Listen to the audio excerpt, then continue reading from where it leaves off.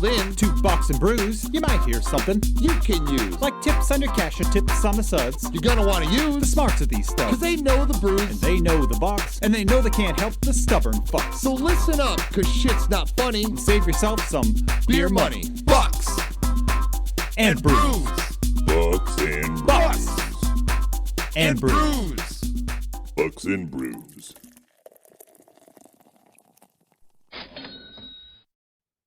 Back to Bucks and Brews. So we're all together in the studio today, are we not? We are. Nick's excited because I just gave him a present. Wow.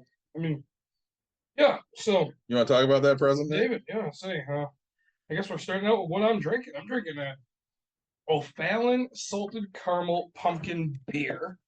The smell of this thing is just absolutely amazing. And then the Delicious, isn't it? taste was different than what I thought I was gonna get. Okay. Because it's salted caramel. I mean, I guess I thought I'd get some more pumpkin, and then I ended up getting like A lot of caramel. black caramel, and then like you have what would be like a salty taste. Yes. And then the backside, the pumpkin kind of comes through. Like I was figuring, like everything else, I figured I would end up having so much pumpkin forward, and it was really, really fun. It was subtle. And then after that, for our amazing, awesome night, I have a full case of tried and true Bud Light Blue. Yep. So I'm Mr. having fun with that one. I have the O'Fallons, and then I've decided that it's going to be a easy drinking night for me. Yeah. So I got some non-alcoholics, including this one I picked up from Untitled Art, Oh, there a you non-alcoholic chocolate milk dark brew. go. So Okay. I'm really excited about that because I love chocolate stouts, Right. and this has got to be awesome. So I can't wait to try that. Mike, you sponsored yourself and you didn't even know it. I did. I sponsored myself with leftovers that I left at Mr. Levian's house. I'm gonna drink probably again some stuff I've had before on this, but Brewdog Pride Passion Fruit Sour. Probably haven't had Mouth Crusher Raspberry Sour Ale from Saugatuck. And then what is this? Oil Friends Hard Cider, Honey Apple, Semi-Sweet Cider. Never drank a Werther's. Do you feel like you are right now? Yeah, like it's not like a Werther's like caramel flavor. Like I think Werther's is butterscotch, right? Yeah, it Like, is. I don't know, like But it has great flavor. it's just like like I guess the caramels that you would melt to make caramel apples. I feel like I'm Yeah. literally drinking one, and I'm like I'm trying to chew it. Like, it is a very thanks, Mike. That's a very fun beer. I almost picked up a apple pie drink today. Yeah. And then I found out it was a smoothie, and I had flashbacks to the smoothie you bought. I'm like, this is gonna be too thick for me. Oh, Yeah. of the beer, yeah, God, I'm like, this is gonna be too thick for me. I don't want anything thick. that banana one, that literally was a smoothie. It was. Yeah. And I'm like, all right, well, we're not gonna do it. So I figured, we'd take a little reset tonight. So we've been kind of guest heavy lately and hyper focused on some stuff that's going on. We're obviously next week's our last normal episode, I believe. 2 weeks. 2 weeks. 2 weeks. Oh, so we have 2 more weeks of normal episodes, and then we'll be on a boat, record a couple episodes from the boat. And then we're gonna. Can you pass me that real quick? And then we're gonna be the sticker itself. Let's say for all of our sweet fans. Then we're gonna be doing the official pesos and cervezas. Yes, we will. Which is really, really awesome. If you're the first to comment and let us know that you're listening, I'll send you one. Mine won't be shiny. Mine's coming eventually of a square. So Yeah, make sure that if you want some of our great merchandise that you reach out to us, because we like to share. Because we're going to talk about stuff that's been going on and in our lives and other stuff, and especially with the show. So Joshua, who followed us on TikTok, and has become a fan of our show and is starting his own business. He listened to a couple of episodes last week and absolutely loved them. that's awesome. Loves his swag. People asked him about it, so really excited about that. To be so many states away, just all Yeah. that stuff getting out there. So I think that's great. He sends me a message every now and then on TikTok saying, "Hey, what's going on next?" And I give him a little heads up. Yeah. So, and I think, yeah, this episode, as you kind of pointed out, you know, you guys are going to learn a little bit more about us and our personal lives. You know, we are very open people. Very much. You know, there's times where we definitely shut down, but we definitely share. You know, a lot about us, but it's also one of the biggest things for us that makes us, like stop other people, right? Because if like other people talk about what we're going through, we become very defensive. Yes. Because you know, yeah, right. Like I mean, our kids, right? Like if anybody says anything about our kids, like it's just instant for us. Like Yeah, we just get defensive. Yep. Ready to fight. So here we go, right? So like, but we will share with you and let you know, Yeah. hey, we do have kids, right? We, you know, we are parents, we are fathers and stuff like that. So, you know, it's say we are all it sucks, right? We're all three going through some shit, coming three weeks into a cruise. Well, you know, and like we had a group in the other day. Yeah. It was a bachelor party. And Dawn gets him in the room and she's talking to him and she's like, hey, we got a Sharpie in the window. If you know, you're here for fun, that's great. But if there's something that's really bothering you, go ahead and write down whatever you're mad at and smash it. Mm. And one of the guys goes, yeah, well, you tell these guys it's okay to have, you know, emotions because they tease me for having a therapist.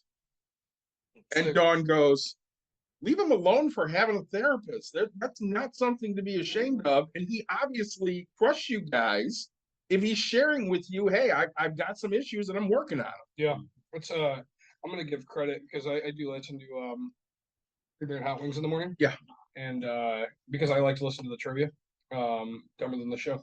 I do give them so much credit because actually they're both of them very open guys and they talk about hey they you know they're on antidepressants and that they go to therapists and stuff like that. You know, I have a buddy who said, you know, why do guys start podcasts? It's because people are going to a therapist and you know that's a thing. But really, like I love that fact that you know because it's never acceptable for us to actually have feelings and opinions and you know it's tough. I mean, real men don't cry. oh, I mean, it's a fact, right? Like, you know, as one of my least favorite sayings in the world, is a military saying, which is horrible, right? It's uh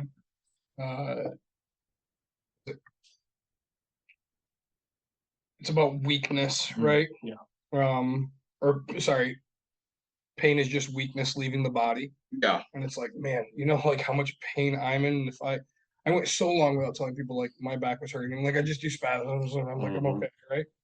And you know, I don't know, man. You need to speak up when you're in pain, right? Like, but you can't just be scared of that type of stuff. No, you definitely can't because you know, Hey, we all thanks for joining us, Jeremiah. yeah, I was just gonna say Jeremiah's on this. Yeah. Love having him join us on Twitch. And honestly, like he doesn't know it. He's like my therapist, right? I call that guy all the fucking time. We talked today. He lost kind of cell phone service or whatever, but you know, even last night, like I've not been getting much sleep, and so 2 hours here and there. He texted me, and I didn't really see it, and then I woke up and I said, "Oh man," because he's like, "Hey, how you doing?" And not great, but like I'll get through life, right? So, you know, I rely on that type of stuff and those types of people. Well, you know, and like I had a tough Sunday. Yeah. I talked to Mike a little bit about it. So we don't have adequate coverage as far as Dawn is concerned. Sure. The Saturday before the boat leaves. And Dawn, Caitlin, and I fly out on Friday. Yeah. We have 3 workers. They are our hardest 3 workers easily. And that's not to say anybody here is not a hard worker, but I mean, I would trust them with any. We have 4 that work a lot. All 4 are fantastic.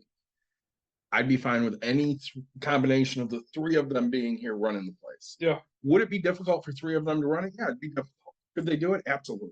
Sure. Because I know I've done it with Dawn and one other person, even here being busy.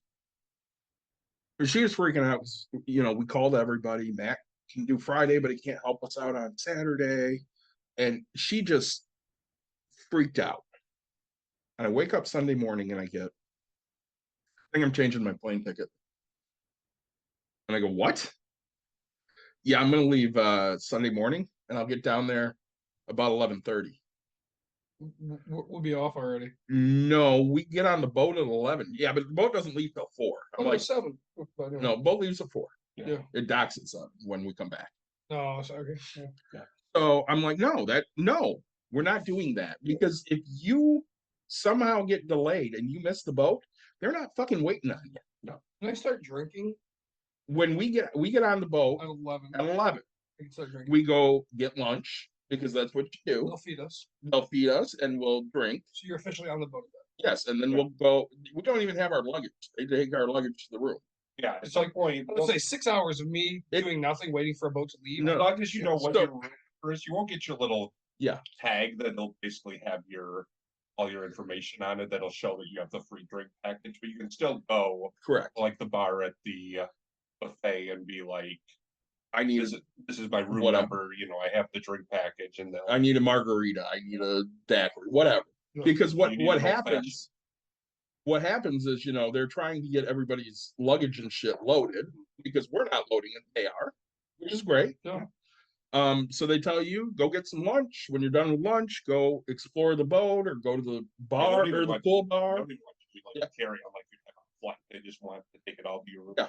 Literally everything. So wear your swimsuit there if you want to go to the pool. Oh, really? Oh yeah. Mm-hmm. Wear sandals instead of shoes, Mm-hmm. Yeah, it's not cold enough. because I think that's one thing Courtney and I talked about is it's not cold enough yet for us. We'll see how this cruise goes, but we'll go in like December, January, February when we start hating snow. Because I'm still enjoying these nice weather I'm days. going in February again.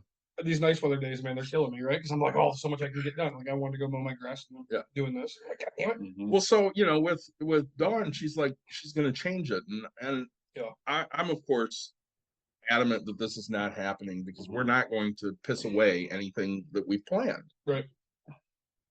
And I gave other options: shut the damn business down for the day, Mm-hmm. cut it down to one appointment every half an hour. I don't care. Yeah. Figure it out, but that is not an option. And she got pissed off at me because I'm not being sympathetic. And she's not wrong. I'm not giving her what she needs, but in my mind, what she needs is insane. She needs me to sit there and go, I totally understand. It's okay if you want to change your flight. That's fine. Yeah. And I can say it's okay if you want to change your flight, but that's where it ends. Right. That'd be completely different if it was like she could get a flight out at like 5 p.m. on Saturday. Yeah. And get in around midnight. Well, That's I mean- completely different. Well, Well, and 5 p.m. is not going to be good enough for her. She needs to be here. She needs a flight out at 11 p.m. Yeah, right. Saturday night. Red-eyed Miami. And there are none. No. Trust me, we spent days and days. Yes. And like it goes back to, it makes her start being more of a business owner. Yeah. Right. Mhm. Because we can remember the comment of, you're not going to turn your phone off. Like you can't just leave your business. And I'm like I've been in business 12 years. No, like is that what you want to hear? Congrats. No, I can't leave my business. Like when we leave, I'm going to change my voicemail. Hey, this is Nick. I'm not available. If you need somebody, call this number. My brother will end up having to call people. He'll hit me up on Facebook. I'll say, hey, this. He'll get everybody, right? Like I have things, I've done it before, right? Yeah. And like it took me years. Like Dawn has only been in business 2.5 years, right? Yep. It took me probably 5 years to actually leave my business. It took me probably 10 years to leave my business on the 1st. Right? We are going to the 29th, right? And getting back. Yes. And I'm like, I'm shitting bricks going, and I'm like, you know what? Cool. Rent some come till like here. Like I'm good. You got a couple days. And so it's like to like watch Dawn. It's Yeah. like, man, okay, congrats. Like you actually do care about your business. Oh, she loves it. She First doesn't want anything to happen. and nobody does, but like it's test, right? You have to test yourself. And you have to go, you know what? Like, hey, and worst case scenario, it fails, and the employees are here until midnight, or they cancel the last couple showings, and you have people that are pissed, and that sucks, right? But like in the end, it's gonna be just fine. And Well, I I have so many people. I did what I do. I started problem solving. Yep. So I started messaging people. And I got several no's. Hey, I'm just not available. I'm really sorry. Yep. And then I had texted so many people, and one of them was Jordan Blaine, who's Jason's son, Jordan Blaine. And Jordan texted me right back. He's like, oh, what do you need? And I tell him, I'm like, listen, we're gonna be gone that Saturday. We only have 3 people. We need really just a workhorse to come in and move heavy shit. Yeah. And he goes, hey, if it's gonna make you guys be a little more relaxed on vacation, I have no problem doing that. I mean, it's not like Jordan's coming in for free. We're gonna pay him. Yeah. But he didn't ask. I mean, he's not sitting there going, "Oh, I wonder how much I'm gonna make." Right.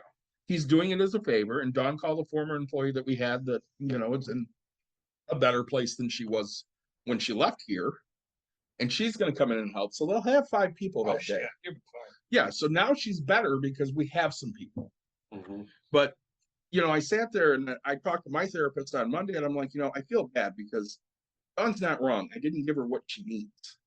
Oh, you didn't give her what she Well, what she feels she needs. How's that? And I'm more conscious of those things now than what I used to be. Mhm. But I don't necessarily see that being reciprocated. You know what I mean? Like, I will say what I need, and that's not necessarily fun. Right. And I'm a guy, so if I don't get what I need, fuck it, I'll just move on with my day because nobody gives a shit. Mm-hmm. I mean, yeah, no, I'm glad it's, working out, and hopefully she's less stressed. And it's, because it's one of those where, oh, you can't just leave. And I'm like, damn, it's those things where you question, oh man, like I have to ask you, but like, you really, like, it's not that I question your business. That's just like, what am I doing wrong in my business that you're not thinking the same way? And then all of a sudden it comes around, oh shit, you are being a business owner. Because I don't know any small business owner that can just be like, yeah, I'm just gonna go do whatever, right? If it was Monday, Tuesday, Wednesday, she wouldn't be nearly as stressed, right? Like, she's not stressed. She's like, you know what? But like when there's people here and stuff like that, like, I get it. Me, I'm going into winter, like, things. Got a lot of shit that I have to deal with. Well, and I was talking to a friend of mine today, and he goes, "Yeah, I have a feeling that my son's going to need a surgery, and it's going to have to wait until like March or April." So the fuck it is. He goes, "Well, I have stuff to do." I'm like, "Yeah, that shit'll still be there when you come back. If a surgery is necessary, you go get that done because that's a hell of a lot more important than fucking work." Yeah. And if there's anybody that grasps that now, it's this guy. Mm-hmm. My job survived for the 6 to 8 weeks that I was unable to do things. Yep. They figured it out. That's life. And you have to at some point, right? Mhm. Because, and it as a business person, you get to that point where you get scared to walk away, right? Like, because, if going away for a week, for me, is different than Dawn going away. Mhm. Okay, I don't have employees necessarily, right? Mm-hmm. Now, if she walks away, she can be like, "Oh shit, I can be replaced within 2 seconds because other people," like with my job. If I go away, because we always talk about going to Europe, I'm going for 5 weeks. Mm-hmm. And if I go away for 5 weeks and things still go fine, that company or whoever I work for realizes they don't actually need me, Yeah. right? Like, it's like, oh fuck, okay, and that goes back to the whole I'm making $30 an hour. They could hire somebody for 12. Yep. Like, oh, they're just gonna replace me, and so you get that, and like, you should never have that fear as an employee that type of thing is gonna happen. So, Mm-hmm. Well, and so I got a whole lot to kind of spew out today. But I want to start.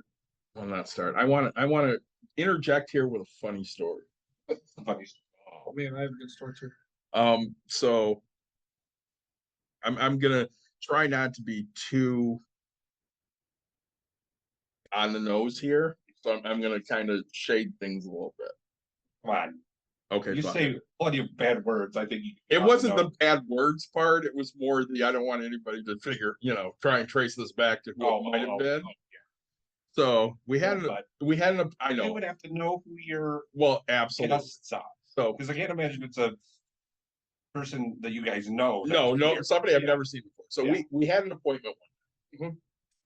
and it was a date. I don't know what number date it was, but it was a date. And he showed up after she did. Okay.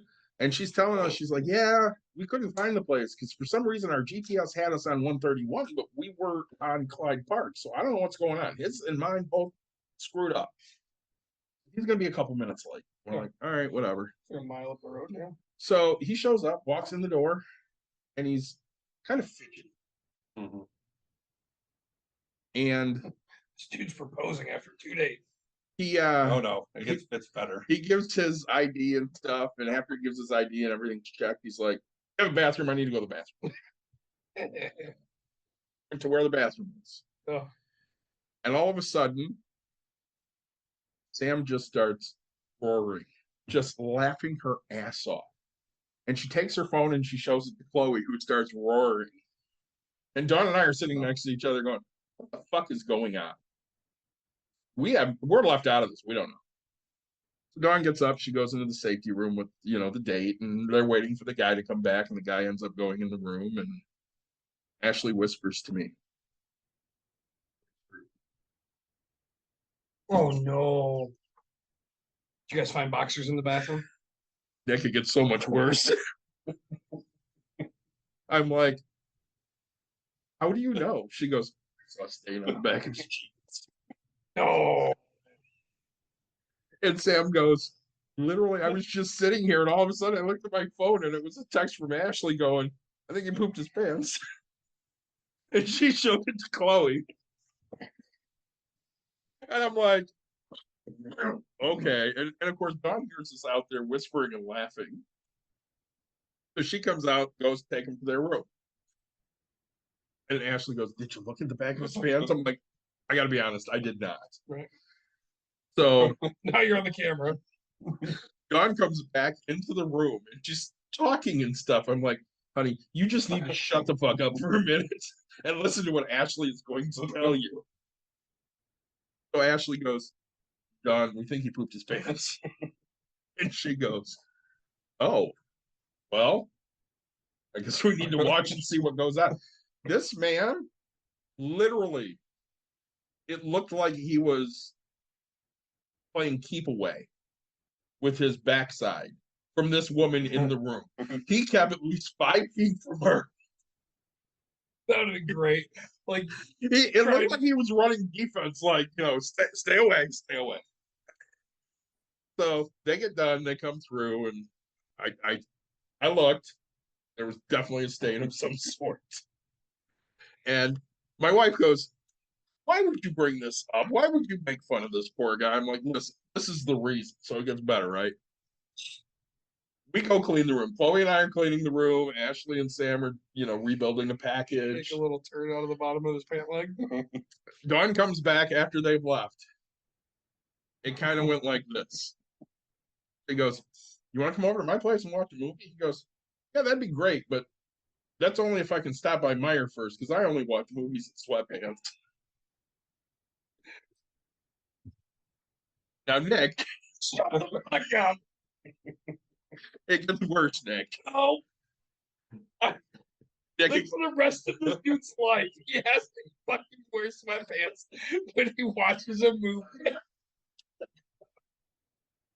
Nick, it gets so much worse. Yep. You know what? I'll see you there. I'm gonna go stop and get his dessert. Like anything else in the fucking world, this dude now officially made his whole life something bad. You gotta realize though, he has to give an excuse for why he has to have different pants on when he gets there. Which, No, but like that. hang on, I know there are so many questions, I know, but I have more. Hang on. Hi, Jeremiah. Oh, There's my more. boy, No, my no, no. boy. You have to wait. There's more. So we get done cleaning the room. We get done, and Ashley I goes. only eat popcorn when I watch movies, right? Like, You have to have an excuse for why your pants are different. like nobody cares. So Ashley goes to leave because she wants to get Nobody Subway. cares. It's fucking hot. I don't care. She wants to get Subway before it closes. She walks out the door and walks right back in. He's outside. Guys, he's still here. In the parking lot for like 30 minutes. I said to Dawn at one point, I'm like, wait a minute. Did you check the trash in the bathroom? And she goes, no, why? I'm like, are you sure? She goes, yeah, I'd already emptied it. There was nothing in it.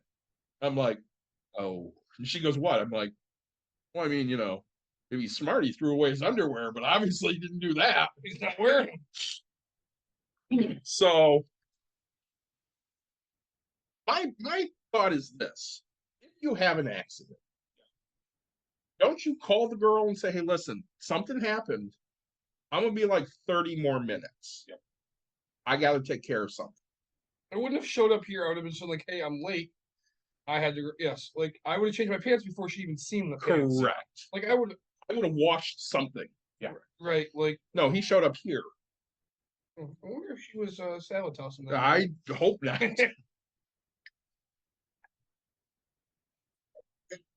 Or maybe you like convinced her to take a shower together or something like that. Maybe. Just my boy. Hey, if you need an MVP, bro, I got your back next time, right? Like, hey, it's Nick. I need you to come here quickly. My squirrel is caught in a tree. Like, you're gonna be like, hey, my best friend Nick, this squirrel's caught in a tree. And she'll be like, what? No, I gotta go. He's my best friend. And granted, I now be the best man in your fucking wedding. Right. But dude, we are literally gonna be best friends, okay? Like, well, you know, it's funny because I started telling the girls about an appointment we had that first Valentine's weekend. this dude. Wow. I only watch sweatpants. Yeah. I only wear sweatpants when I watch movies. Oh my god, boy. So that first Valentine's weekend, we had a group that the guy calls and he's like, listen, I know there's no cancellations or anything, but we can't make our appointment. And Dawn goes, all right, well, what's wrong? And the guy goes, well, we were out at dinner and we were leaving dinner and something didn't sit right with my wife and she shit her pants. And you could hear the wife screaming at him in the car. Exactly.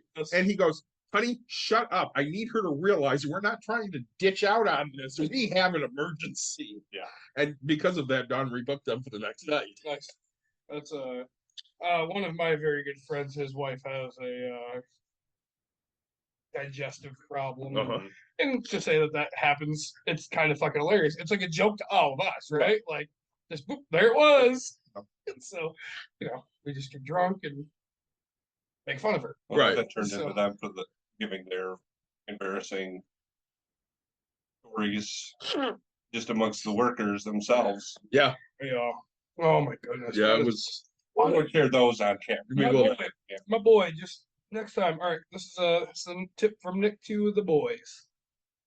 Don't make it like a lifelong thing that you're gonna have to do. I only spend $1 million when I go do this, right? Like every fucking time, you better have $1 million, right? Like, like again, if it's popcorn or snacks, right? Right. I only eat popcorn, or I totally have to have gummy bears, sour gummy bears every time I fucking eat or watch a movie.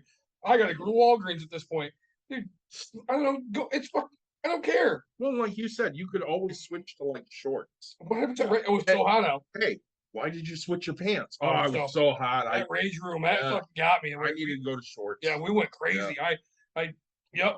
Oh, why do you have a hoodie on? Well, because top's gotta be. Well, the guy came in like in a suit coat jacket because it's got a fucking cover down below. that was our thought. Is he's trying to cover it up? It did not go far enough, Nick. My boy. You get like the hooded sweatshirt or whatever, and you tie it around your waist. I mean, I don't honestly. If that one, I don't know. I feel like if they called and said something to you guys, like they'd say something, she would find out. Because that's just how I feel your employees would be. We would not have ratted him out, and we probably would have worked with him if that was the issue. Right, like, hey, he would have had to fess up and say, "Hey, listen, you're gonna be late because I shit my pants. I gotta go change pants." Honestly, I wouldn't tell you to shit my pants. I'd be like, "Hey, man, I gotta go change pants." Why? And I'd be like, honestly, I ripped my pants. I just don't want my hanging out. Right? I'm free balling today. That's a Nicky. Like, and you know what? I would have been like, please change your pants because we don't want to see your balls. How often would you guys have been like, oh man, I've seen Nick's fucking rip pants all over Facebook at least 10 times because when I bowl, I rip my pants. Factual thing that happens to me. I'm fat and boom. So like, Ray, I would make this excuse with you guys. Like, hey, I know we're supposed to be at this time. I'm gonna be late. I have to go to the fucking Walmart, get some and onesies, right? And like, I would have shown up. Granted, she hadn't seen me yet unless they went to dinner beforehand. Like this, they were meeting here, dude. You had all day to fucking make this perfect. Like, sure, you could have been late and nobody would have cared. Things happen. I guarantee you, if the next date happens, she's gonna have a spare pair of pants. You better believe it. Spare everything. Like he'd be like, "Hey, pants, boxers, everything." I only show up if I know I might have a chance to spend the night, right? Like, there you go. Like, hey, we're gonna watch a movie. I'm gonna get sweatpants because that's what I sleep in because I don't want you to touch me, right? Like, I don't know. Come up with something, man. Dude, that was a bad one on the fuck. Like, you had all this time to think about it. I only watch movies in sweatpants. Dude, it was one of the funniest things. I died, and so did everybody else. Just think about I know. I came up with like 10 excuses right there. They're way better than that. Yeah, he was not good at the excuses. Dude, Like, I will not lie, but I'm a great liar. I can come up with a lie in a second, like you. at this moment, like Yeah. for the rest of my life, I'm eating fucking gummy bears. Yeah. Right? Like when we see her out and we're not dating anymore and I have a new girlfriend Yeah. or whatever, yeah, he's really weird. He only eats sour gummy bears when he watches movies. Yeah. Yeah, he does. Yeah. Like for the rest of my life, I'm eating fucking sour gummy bears, okay? Big difference. That's fucking. Yeah, then I have to wear sweatpants. Like that was this guy's best man, okay? That's this guy's best man. I have to stand up and be like, you know what? We'll call him fucking Scott. You know, Scott, I've known him for so long. I can't believe he only wears fucking sweatpants when he watches movies. Every time we try to go on a fucking band date, he's gonna change his sweatpants. Like I have to act this story up for him, right? It's been a thing since he's been a kid. That's like the Sheldon Cooper lies. Yeah. Uninfallible. And this is That made your night, didn't it? it's like right up there with It shocks me I didn't text you because I was texting people going, we have somebody that shit his pants here. Yeah, I was working a football game and he's messaging me. I did. I texted Mike. I'm like, the guy just shit his pants. Dude, I would have come to the rescue. You should have texted me. Come here, my boy. I would have like tackled him, but like I would have kidnapped him, right? Just to make him feel like something just oh hey. And no, we would have called it you know, what was that show back in the day with like Ashton Kutcher where he like pranked people? Oh yeah, it's punked. I would have just That's good. punked him, right? But like, oh. It's like it's non-alcoholic. It doesn't do anything for me. Good. Oh my, that is good. What do you think? Oh, It's good, isn't it? dude, fucking NAs are becoming way They're too. really good. Like, I could probably not be an alcoholic at this point. No, you still want that little bit of a buzz every now and then. No, like, there's times where I can, Yes. quote unquote. Oh, there are definitely Let's times. be honest. There's times where I can drink a 30 rack and still not feel anything. Okay. Like, and then there's other times where, like last week, we were on the episode. I texted my you guys. God. Mike's over here calling me out like dick. Hey, My that's what you got to do to your friends. Yes. my medicine's not working too well with the beer I'm drinking. I'm fucked up. Like, and I was like, well, thanks, Mike. I could have just said that right in the air. Hey, boys, sorry, I'm talking kind of weird and not doing this because I'm really kind of dizzy off of 2 beers. But no, Mike's over here That's what like, that's what your friends got to do. there we go. I was like, ah, that's cool. Friends are honest. Yeah. Imagine if Mikey. Oh my God, that would be great. I was, me and Sudafed usually does okay, but like Dayquil or whatever. Mhm. Oh God, apparently it just knocked me right out. Or like have a beer or two, game over. It's like Dawn, right? Like we did a surgery and we tell her to fucking make pizza. And, Oh, that was stupid. on her part, Yes. it's a drunk dick. On our part, we were fine. Oh, you had surgery? You can have a drink. It's fine. Yeah, it doubles your medication. That's the only reason they don't want you to do it. That's what I'm told. Oh God, we are fucking, She was so sick. It got us talking about, we are dumb. being basically high on medications. Yeah. It wasn't like you were the only one. I mean, you were the only one at the exact moment having the issue, but Oh, I mean, shit, that Grand Armory episode we had the first time where we got buck fired. yeah. Sorry, Buck. That might be us. I think we got buck fired. I'm sorry, I Buck. told you that when we were there the second time. I know you did. I was hoping it wasn't us, but I think it might have been us. Oh. They probably listened and they're like, you let those 3 motherfuckers get real No, we drunk. didn't record the second half, so nobody has any idea that we got Well, that's that drunk. true. Nobody knows how Yeah. drunk we were. Yeah. We're not. See, that's how drunk we were. That's how drunk we were. So, That's what happens when you go there ahead of time and they're like, here, try something. dude, have you ever? Okay, so one of my favorite. I mean, I have a million favorite TikToks, but one of my truly favorite is the fucking help desk for men. I have not. Seriously? Yeah, I've not. Have you seen the help desk for I men? don't think so. Hey, the help desk for men. This is Mark. My dad told me to call you if my mom was yelling, and then you hear in the background like this woman's voice. So you're so inconsiderate. You don't fucking think of me. Blah blah blah. All right, son. What I need you to do is put the phone on speaker and let me do the talk. Hey, yeah, Scott. This is Mark. I'm calling you back about that trip you were talking about taking with sorry it took me a minute to get back to you. Hey, oh yeah, Mark. I'm in the middle of something. Can I call you right back? And you hear her. Oh, you were planning a trip, blah blah. Like, all right, what day? You forgot our anniversary again. Hey, hold on, let me call this guy. Yeah, Etsy store. Yeah, this is Scott. I'm just wondering where that. Oh, hold on. Yeah, ma'am.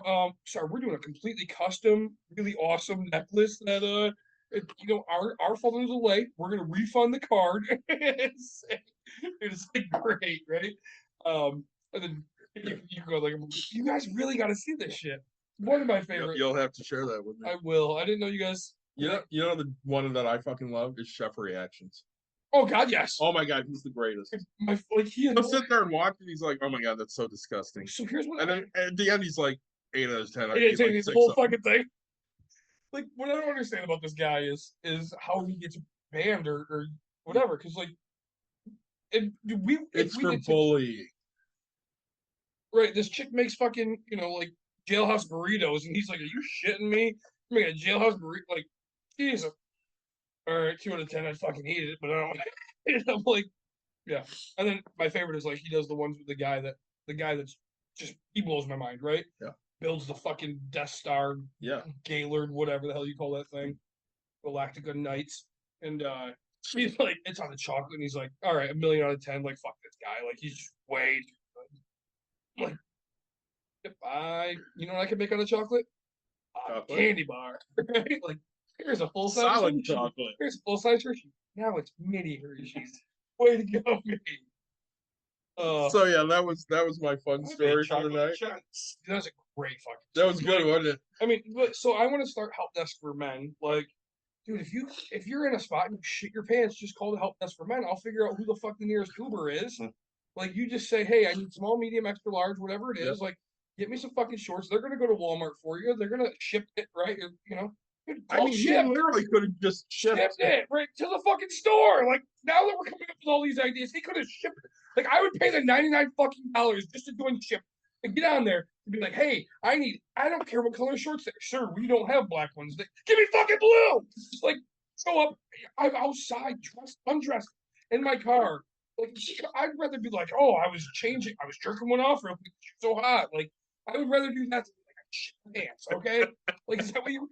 Like, I would totally tell her that. Be like, hey, sorry, I thought I was gonna be lucky. I was cranking one out. But let me put these pants on real quick, okay? Like, So, Jesus, bud. This guy. oh, did you want to tell your funny story now? Mine's not even. All right, Okay. so mine's fun. All right, and it's really, I wouldn't call it serendipitous. So my buddy and I go to the Detroit Lions game on Sunday. Yeah, that looked like fun. It was a blast. I loved going with him because he's a drinker like me. Okay. And so he's like, hey, let's meet at, I don't even know, 9 o'clock, whatever it was, Sunday. And start drinking. So I texted him, like, here it is, like 6, 7 o'clock in the morning on Sunday. I was like, dude, I'm up. Did you want, like, because he's like, oh, I had to go to work this morning or whatever. I'll meet you here. And I was like, fuck, dude, why don't we leave 2 hours early? All I have to do is just get up and go, right? Like, he's like, oh, cool. We get down there. Anyway, so skip all the other fun shit in my life. There's a VIP section called I kept it on just so I could have it, called the Hall of Legends. There. Okay. And I hope nobody from the Lions is listening. So we haven't gotten quite that big yet. Yeah. So my buddy's been in this Hall of Legends, which is like $85, $90 for it, right? Okay. Like, per person.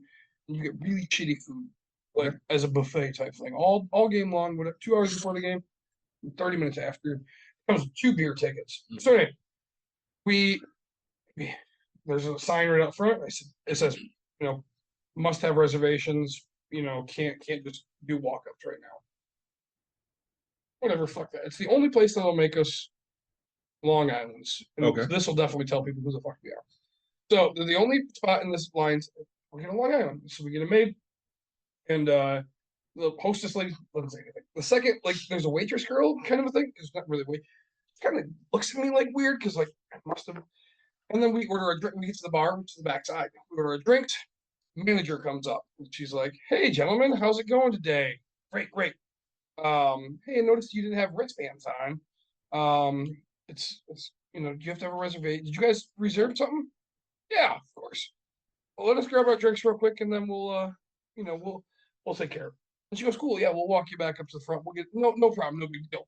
So here it is, the hostess stand fucking facing me. Right. I can see the pages of people that are supposed to be there.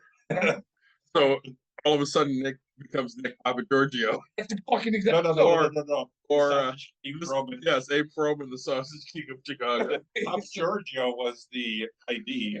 Yes. So, the first one is like, Al Abraham or something. It was a fucked up last name. And so then there's people of 6 and party of 1. And I was like, fuck, I gotta come up with a party of 2 quickly. Now, the only person I've ever evicted is this actual name. And I was like, oh. But it's a party of 2. And it says Jonathan Murphy. And so I go up to my buddy and within seconds of that, like she goes, all right, what was the name? And he goes, without skipping a fucking beat, oh, Murphy?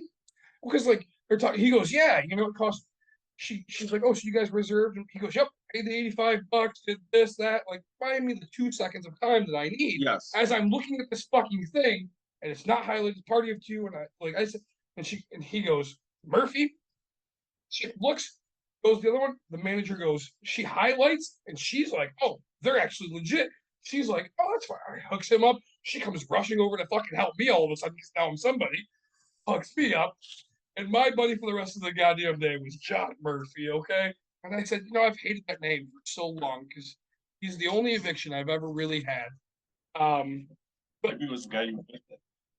Wasn't. The guy went by Jonathan, which was really fun. Because then near the end of the whatever, like after getting our 4 beers and other drinks, we weren't going to overdo it. Right. We weren't actually even going to take the beers, and then we got a little drunk, and so we're like, "Fuck, free beers! It's not going to hurt them. What's $6 to them, right? Like $24." And then we're like, "Oh man, I'm fucking hungry because I'm fat. Like there's food, so I go eat." My buddy's like, "I might as well eat." And then every time we looked at somebody, there was one guy who was like waiting at the counter, and I was like, "That's John Murphy," because like now they're. I feel so bad for that guy who has to like prove that he's the guy. Right, that he's like, oh, I haven't used my thing. I haven't checked in yet. Here's like, oh, so but like we assume that now things have to change, right? They're gonna ID. Oh, absolutely. But I was like, just ruined it for everybody. We fucking made this amazing, okay? Like, and the worst part is $90. Okay, you get hot dogs and sausage or brats. It's really shitty. It's supposed to be higher. There was chicken nuggets that were just god awful. Like, and there was chips with melted cheese and some jalapenos, which they call nachos. a couple of popcorns. That's stadium. Yeah. But like a couple of popcorns, like selections, and like a dessert or whatever. And it was like $90 for this. And now, if you're on this thing, you have this massive 50-foot fucking pole in front of you, so you can't even get a good view. And mind you, there's 4 TVs on the balcony area. 2 of the fucking TVs are playing like a fucking Bears game. I'm like, are you shitting me? Like, who the fuck comes to the Lions game to watch somebody else? Let me see the game. Oh, dude, we were so pissed. But we paid $90 to come into this shit. I was like, I'm so glad we got this thing for, the free cost of Mr. Fucking John Murphy, okay? Thanks, John. Yeah, appreciate it. But he's got it. It's funny because my buddy actually has it for like 4 other games because he didn't know. Because he's like, oh, you had to buy the package. He's like, yeah, fuck, I'll just do these 4 games.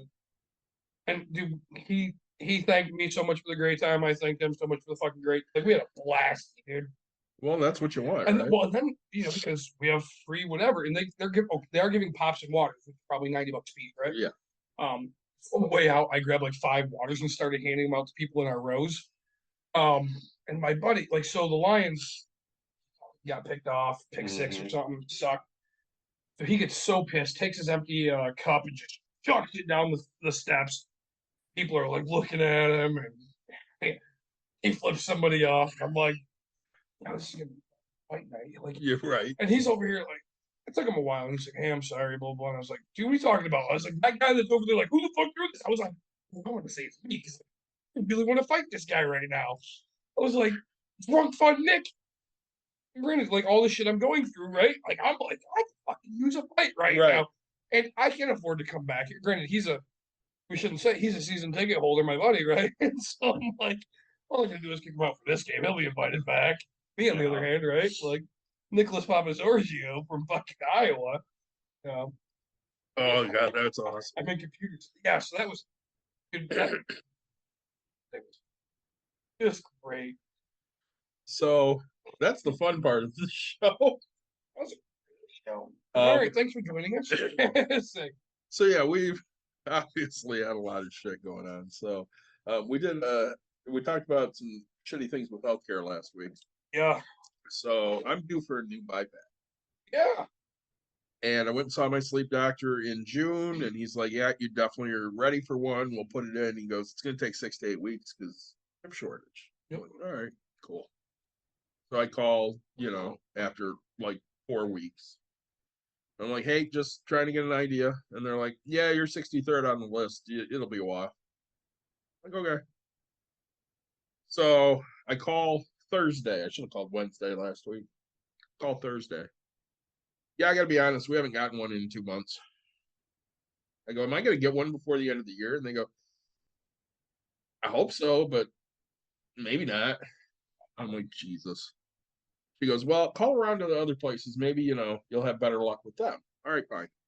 I call the first place and they go, "I don't know what you want me to do." I'm like, "Well, they told me to call around and see if, possibly anybody else could get it quicker than the end of the year." And they're like, "Yeah, it's going to take at least 6 to 8 weeks with us. So, really can't help you." Fine, fuck you too. So I start looking online. I find a company in Texas that I can get it basically in 4 business days. So I start chatting with them. I'm like, "Hey, how do you bill insurance?" And they go, "We don't bill insurance. What we do is you pay up front.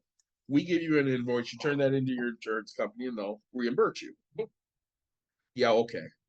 So I have Dawn call because I'm annoyed. So Dawn calls the insurance company and they go, "Nope, company has to be based in Michigan. If they're not based in Michigan, we're not paying shit." Great.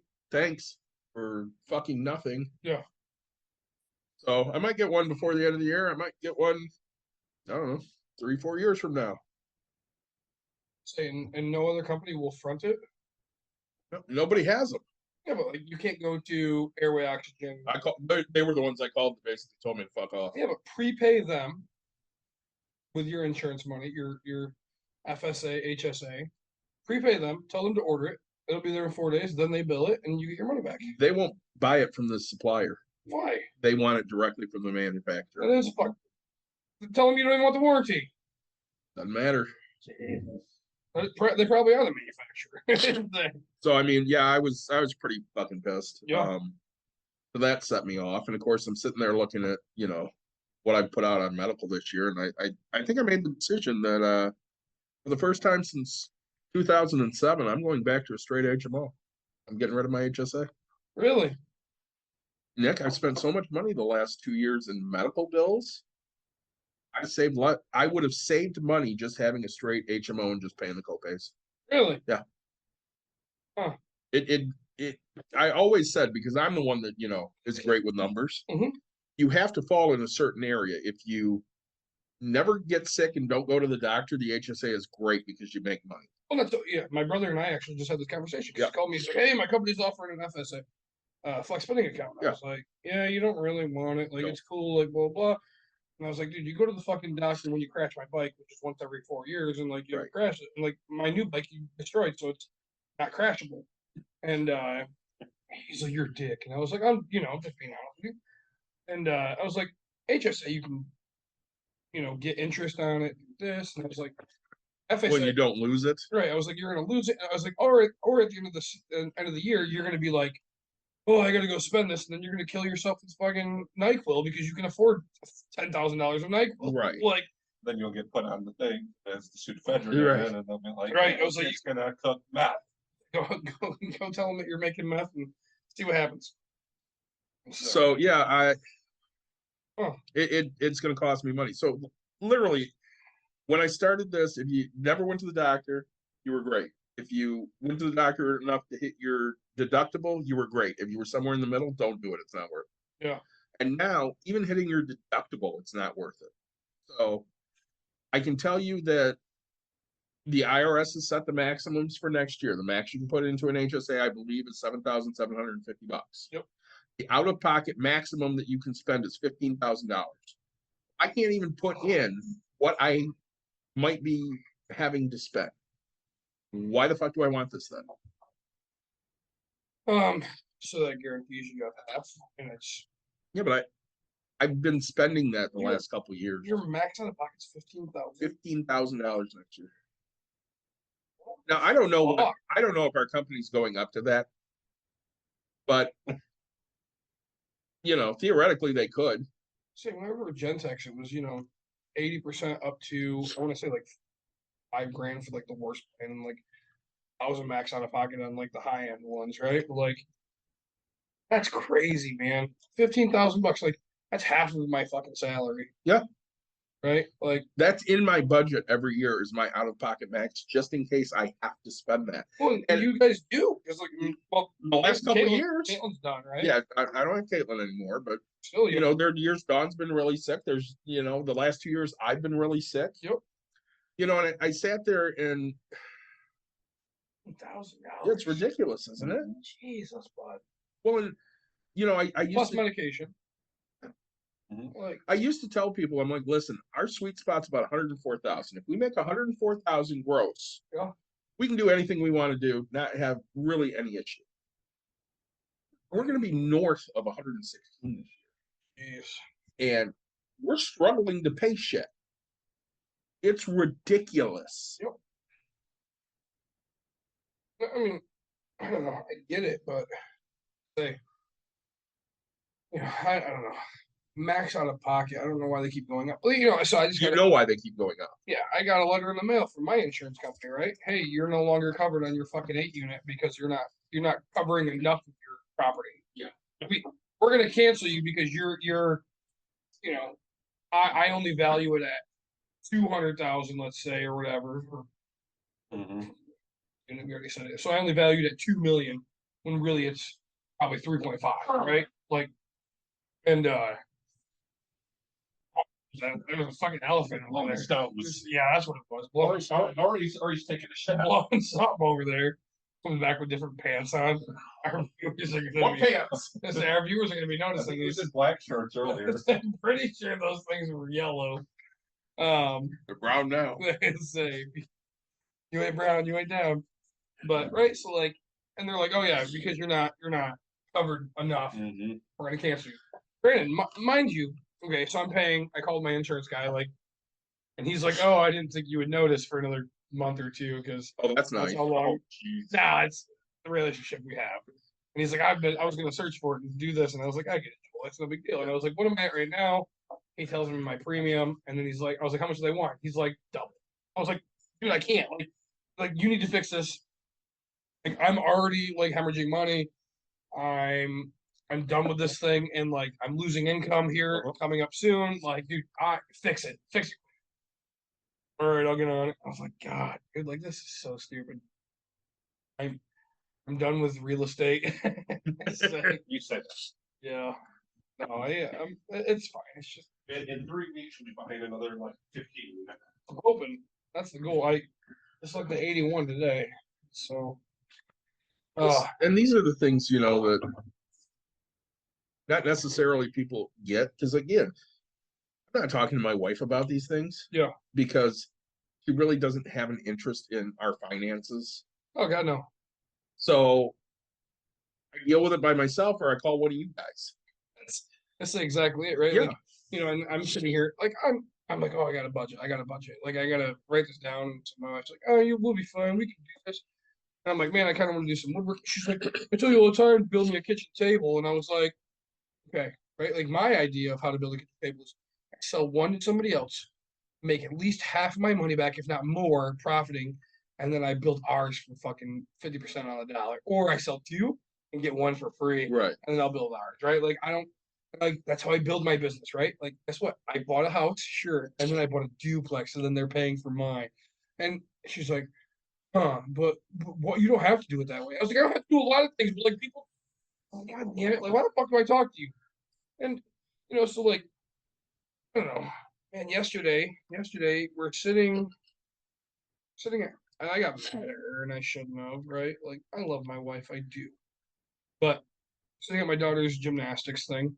My daughter did a bridge kick over, which Yeah. she's been practicing at. She fucking finally nailed it. A little bit later, I look over, my wife's fucking crying.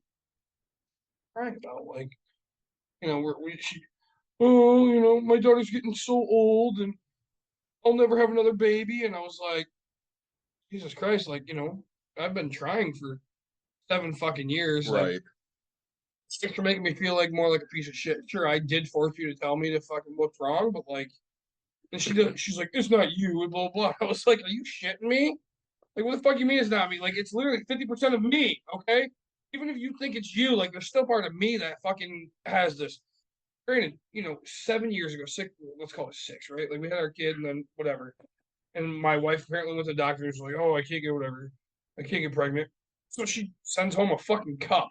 Like, I'm supposed to fucking do a sample and shit. And I was like, what the fuck? We haven't even tried. Like, we haven't actually sat and fucking said, hey, we're gonna try this, okay? Still haven't, in my opinion, right? For fucking 7 goddamn years.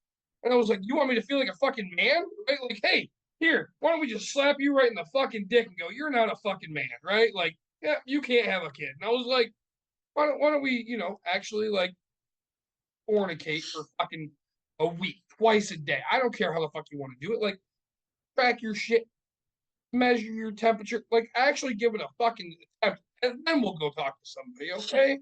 But like, I don't know, man. And so she's over here crying. And I'm getting pissed, right? Because I'm like, fuck, there goes my manhood, right? Slapped in the fucking face.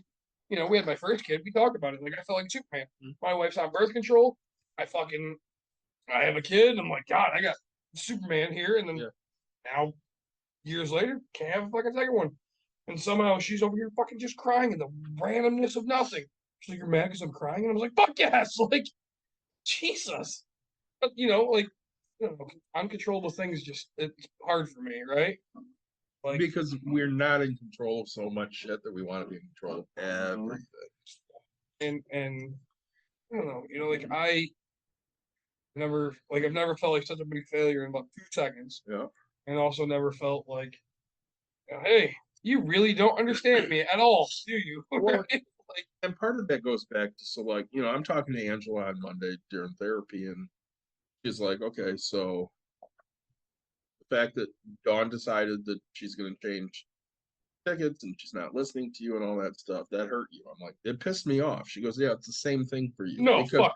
when you say you're pissed off, you're hurt. I'm like, yeah, okay, I understand what you're saying, but it's the way that I express the emotion. I express the emotion by being pissed off.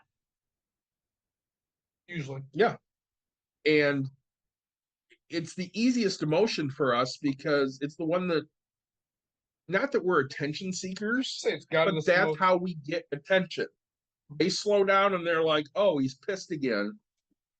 And it's not that we want to be pissed, but I mean, if we sit there and, we're pouting, nobody gives a shit. Oh, God. Man up, stop fucking pouting. Okay, well, my shit sucks for me right now, too. So instead, I'll just start screaming and throwing shit. Oh, so, and like, I have rules when we fight, right? Like, you can't just up and fucking leave. If you're gonna leave, we have to actually talk about things before.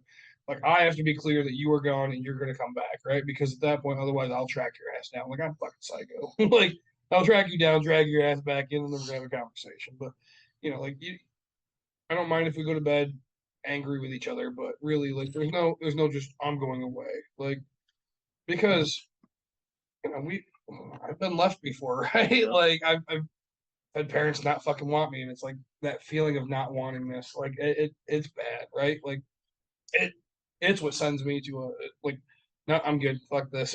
And like, and it's hard because like we do have a kid, and so she's like, oh, I'm taking the kid, and I was like, no, that one's mine. Like, well, Dawn has the same issue. She will jump to the fuck it, I'm out of here. Yep. Because she can't have somebody leave her. Right. Mm-hmm. And I mean, she'll use Mike against me constantly. Yeah. Well, you and Mike could have, had all those years back. You had to be a dickhead. Listen, neither one of us were in a good spot at that point. No. We couldn't be friends for a while. I didn't hate him. He didn't hate me. No. We just couldn't be there at that point. We needed a break. We got a break, and now we're great. Odd for me to come back when like you and Don were still having a lot of your issues. Oh, absolutely. Because it would have been like, I'd have been like, what the hell are you doing? Yeah. Oh, that's I get it, and I don't know. They're not listening. I don't really care. Like, all right, so I had a friend who was a friend. Married a girl, right? We liked her. I liked him. Like they were good. They go to get divorced. Um, and me, I'm not a divorce kind of guy, right? Like you better give full effort and make sure that that's what you want. Like even when you and I talk like about on and all, like dude, think about it, take time, like deep breaths, like dude, you guys can work through it. Like I never once just say, "Hey, divorce is the fucking answer," right? Like never once have I accepted those types of things. Like I hey, think it's only if by I the end know of one person in my life that divorce is the answer to everything. That would be my That's your Yeah, wife. you married her. It's like 3 times over. But you know what I'm saying? So like to me, it's a hard one. So but anyway, I'm doing the spook house, right? And his ex-wife is there, Okay. which I was tempted to stay friends with, and like I don't know. We found out that we weren't actually friends. I'm finding out that we weren't actually really like friends. We were friends because we hung out once or twice after they got divorced, kind of a thing. Okay. Like, and it's hard because like I really liked her, right? Like, Yeah. and her friend that she introduced us to, like, we were. My wife's jealous of her. Like that's how close we were, in my opinion, right? Like, Right. she's the guy version of me, and we have a great fucking time together. Like, blah blah. And so she's volunteering too, and like we've said like 10 words. Like, I'm like, hey, oh, where are you staying? Oh, this is your boyfriend. How's things, right? Like, oh, you have a job? Like, that's really, I couldn't tell you any other questions besides that. Like, at one point, she had a husband that was in England. Like, I don't know any of that story. Like, this other girl, like, I'm like, hey, you work at this thing? Like, I've asked her, how are you doing? And you still working at this place? Yep, this and that. Like, Jesus Christ, like, we've drank together, we've done this. It's like, all right, like, it's hard for me to lose friends because, like, I didn't do anything wrong. And, and so I say that friend, so like her husband, he's like, one of my biggest regrets was not having you in my wedding, and I chose a different person. Because if I ever get married again, well, have you granted he marries a girl who absolutely fucking hates me, and I can't stand that woman either. So I get it. It's the only wedding in my life I've been invited to and not gone to because I was so hurt the fact that he said I'd be in his wedding and he only gave me an invite just to go to the wedding. And I was like, ah. I've never once not gone to a wedding, right? Like, and I went to another guy's wedding who, whatever, and my wife and other people just ended up getting annihilated. I didn't really care. I was like, fuck it, let's go. Like, I've never not gone to a wedding that like if I've been in the country in town or whatever. Man, I said I was going and I didn't go. And me, I never get invited. It seems like, I mean, I get invited to like family member weddings, but that's like it. Yeah, no, I don't know. I mean, shit. I think I just seen a thing on Facebook that was talking about. Yeah, like the wedding season be over. I'm too poor for this. Like, I was like, you go through that point in life where all your friends and people are getting married, and now they're getting married a second time, and that's like, I don't know. When people divorce, like it also brings me to like look at my wife. I've been married 12 fucking years. Like, I do. I love my wife to pieces, right? Like, sometimes I wish she was in pieces. I'm just kidding. We shouldn't say that on air. Yeah. They're all like, okay, yes, Right.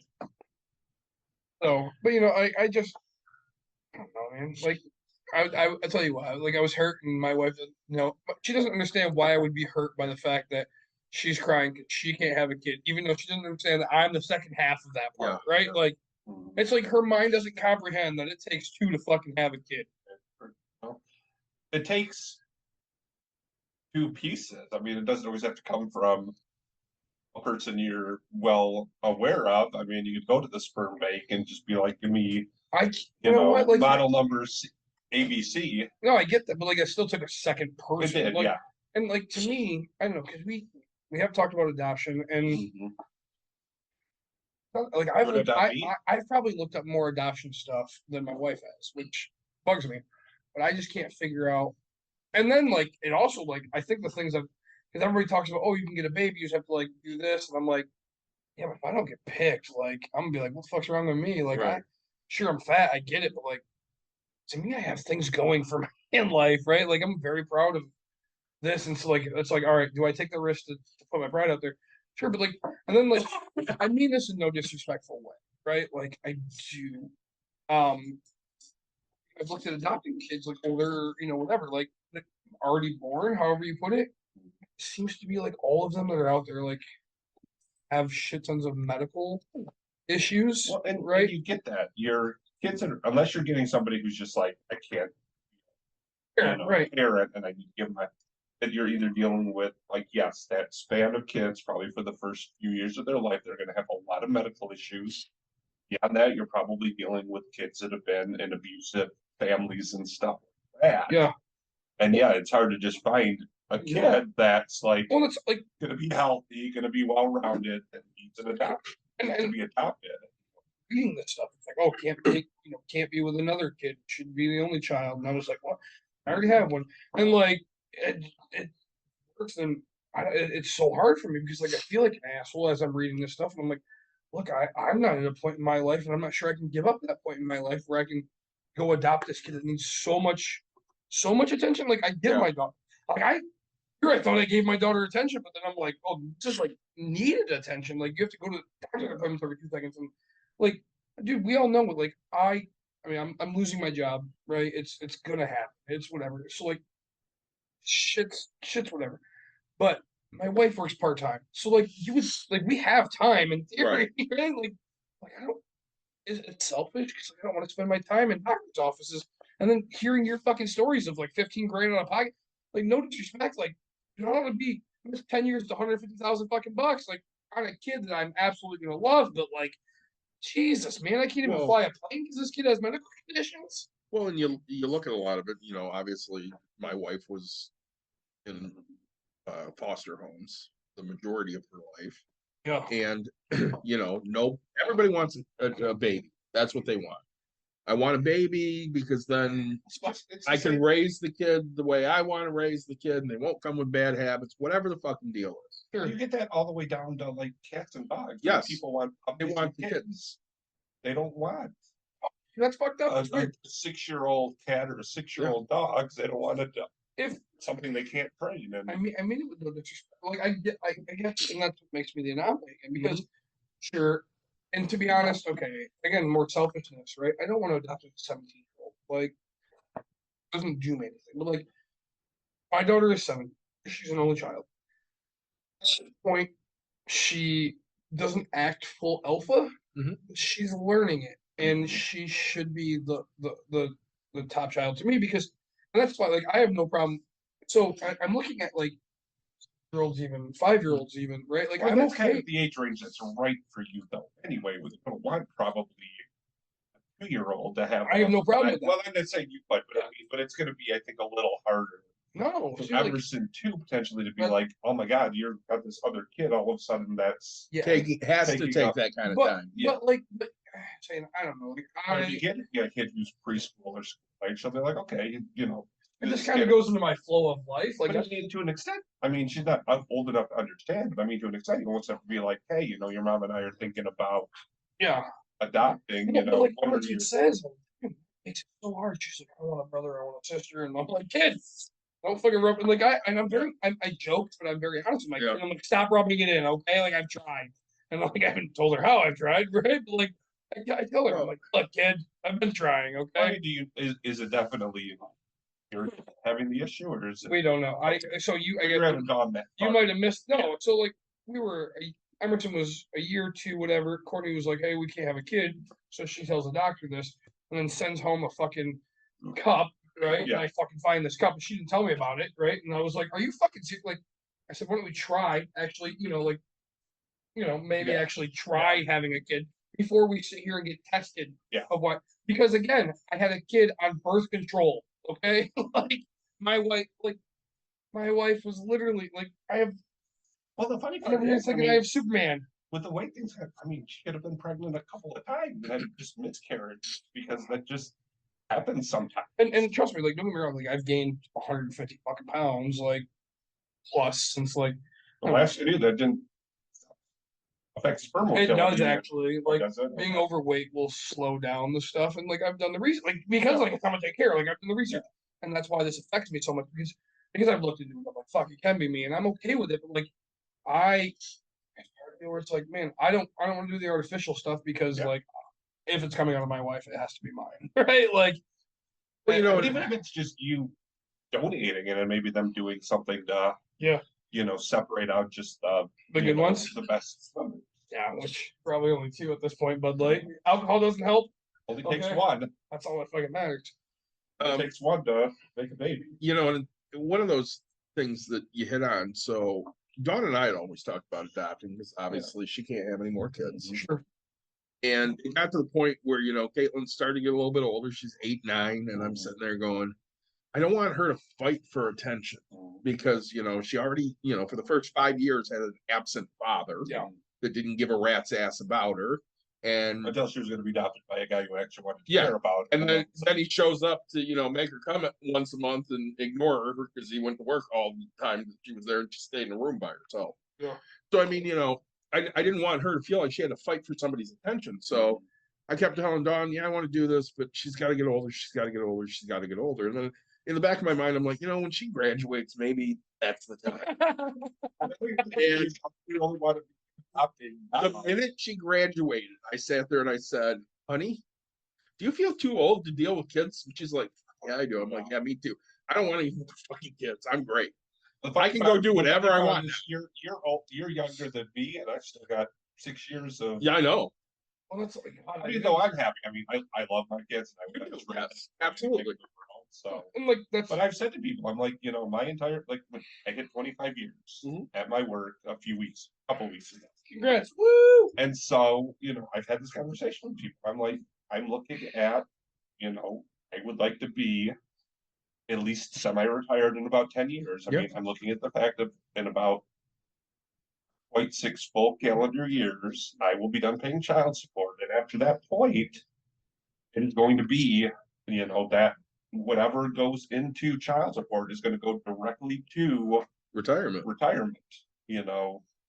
Probably, some stocks and stuff like that for, high reward and some other ones for, just kind of making that nice safe nest egg. But I mean, the idea being that if I do that for another 3 to 4 years, I end up with a pretty decent amount where I can go back to, I only need, 25, 30 hour a week job. And, kind of, at that point, I'm probably close enough to age to qualify for some, external health care and stuff like that. And then like I said, and be to the point where. What? Oh no, I'm sorry. All right. Sorry, I got a text from one of my bank loans. Oh. It was like, well, so it's even more fun. All right, so my normal payment, and this is honest to God truth, so people can know about my fucking life. I live in a $300,000 house. Okay, I paid $100,000. Right. Actually, I paid like 86, and then after refinancing, 101. So my mortgage payment on this thing is $725, $50. Which is insane for a $300,000 house. Right. I mean, that's insanely low. Right. And then and then magically, I've lived there now. My daughter's 7. I lived there 7.5 years, or 7 years, like 7.5 years. And fucking my payment goes up to like $1,050. Why? So right, and that's Escrow? the first, so the first fucking time I can see that with taxes going up. Well, okay. That's a huge jump. you don't fucking $300. So I log in, I pay it. I don't have fucking time to deal with this shit. I'm an asshole. So the 25th rolls around, right? And I call and I was like, all right, man, like, what the fuck's going on? Oh, it looks like you need to catch up on taxes. And I was like, dude, I was born, but it wasn't yesterday. 7 fucking years of a payment like this. Taxes usually go up $10, $20, right? Doesn't go up $300 fucking dollars. Oh, blah, blah. Anyway, so they came to find out there was a glitch where they sent my escrow money to a different bank. And so for for 3 months I had to make $1,050 payment on my fucking house, like, and so $300 extra bucks, and I was like, whatever. But shouldn't they then be crediting So you? for- eventually they will, because I'll have a $900 overpayment. But like, Yeah. you have to make the payment in order to get to this. Right. And they get to prepay for fucking winter and blah blah. I was like, fuck. Like, so anyway, so finally this month it went back down.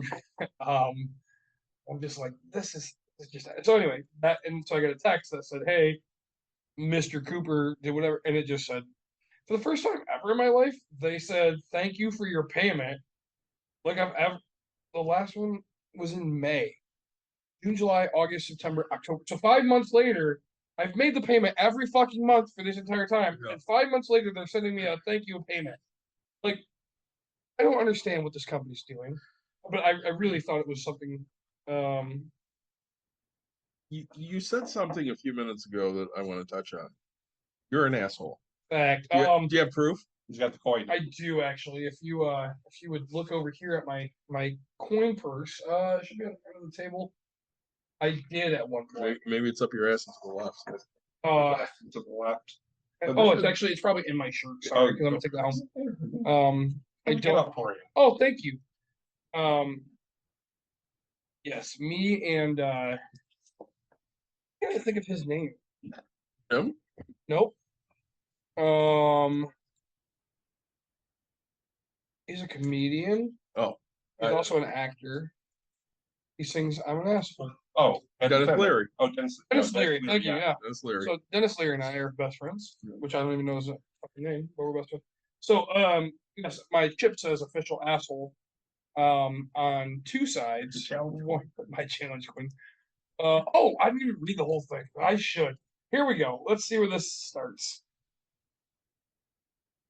Whoever possesses this coin is certified an official asshole by the team's FG and the International Council of Zero Fucks. So yes, I'm officially an asshole. I bought that for you, me, and Jim. Oh, that's great. Well, the worst I'm part too is, nice. right? I don't get one. You definitely do not qualify. I'm walking in here and he's like, I got a challenge coin for you. I was like, dude, I'm fucking drinking tonight. Like, I don't know. And like I read it and I was like, all right, I can do this.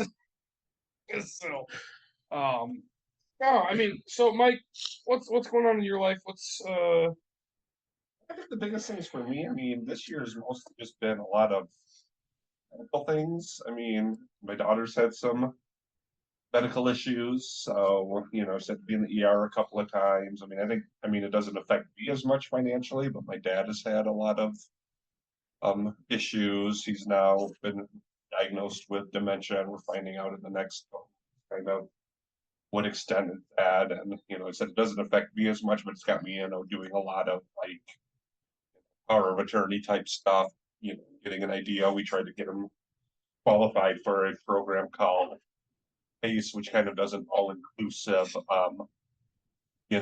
care for people with dementia and other related issues. And unfortunately financially doesn't qualify. He has a little too much income and a little too much asset. And the asset one, there's ways to work around. Yeah, The tell it all income, to me. but the income is one to be like, no, you can't really control what you're making from Pensions. Yeah, pensions. And Well, I mean, technically you could, because you could do a JG Wentworth buyout. well, you could, but even then it's going to go You don't toward want to, right? the assets and stuff like that, which Yeah, but then you transfer it. I could. All right, if you're asking me for fraud fucking help, I can help you with that. Yeah, but we're let's trying not to do that avoid- scenario, we're okay? trying to avoid fraud. Yeah, I mean that's really probably the biggest We're thing. trying to I mean, avoid fraud help. no, otherwise I think things are going decent. I mean, Okay. No, and like, I mean, that's a positive, right? Like, I love there's still decent going on, but I'm sorry to hear about your dad. I know it's been tough, man. Like, it has. Yeah, Like- it's been there've been some days. Like literally, like once, like my kids went like on a camping trip. Their mom's parents over the summer, and when they came back, it's the first thing I wanted to do after not seeing them for like 5 days.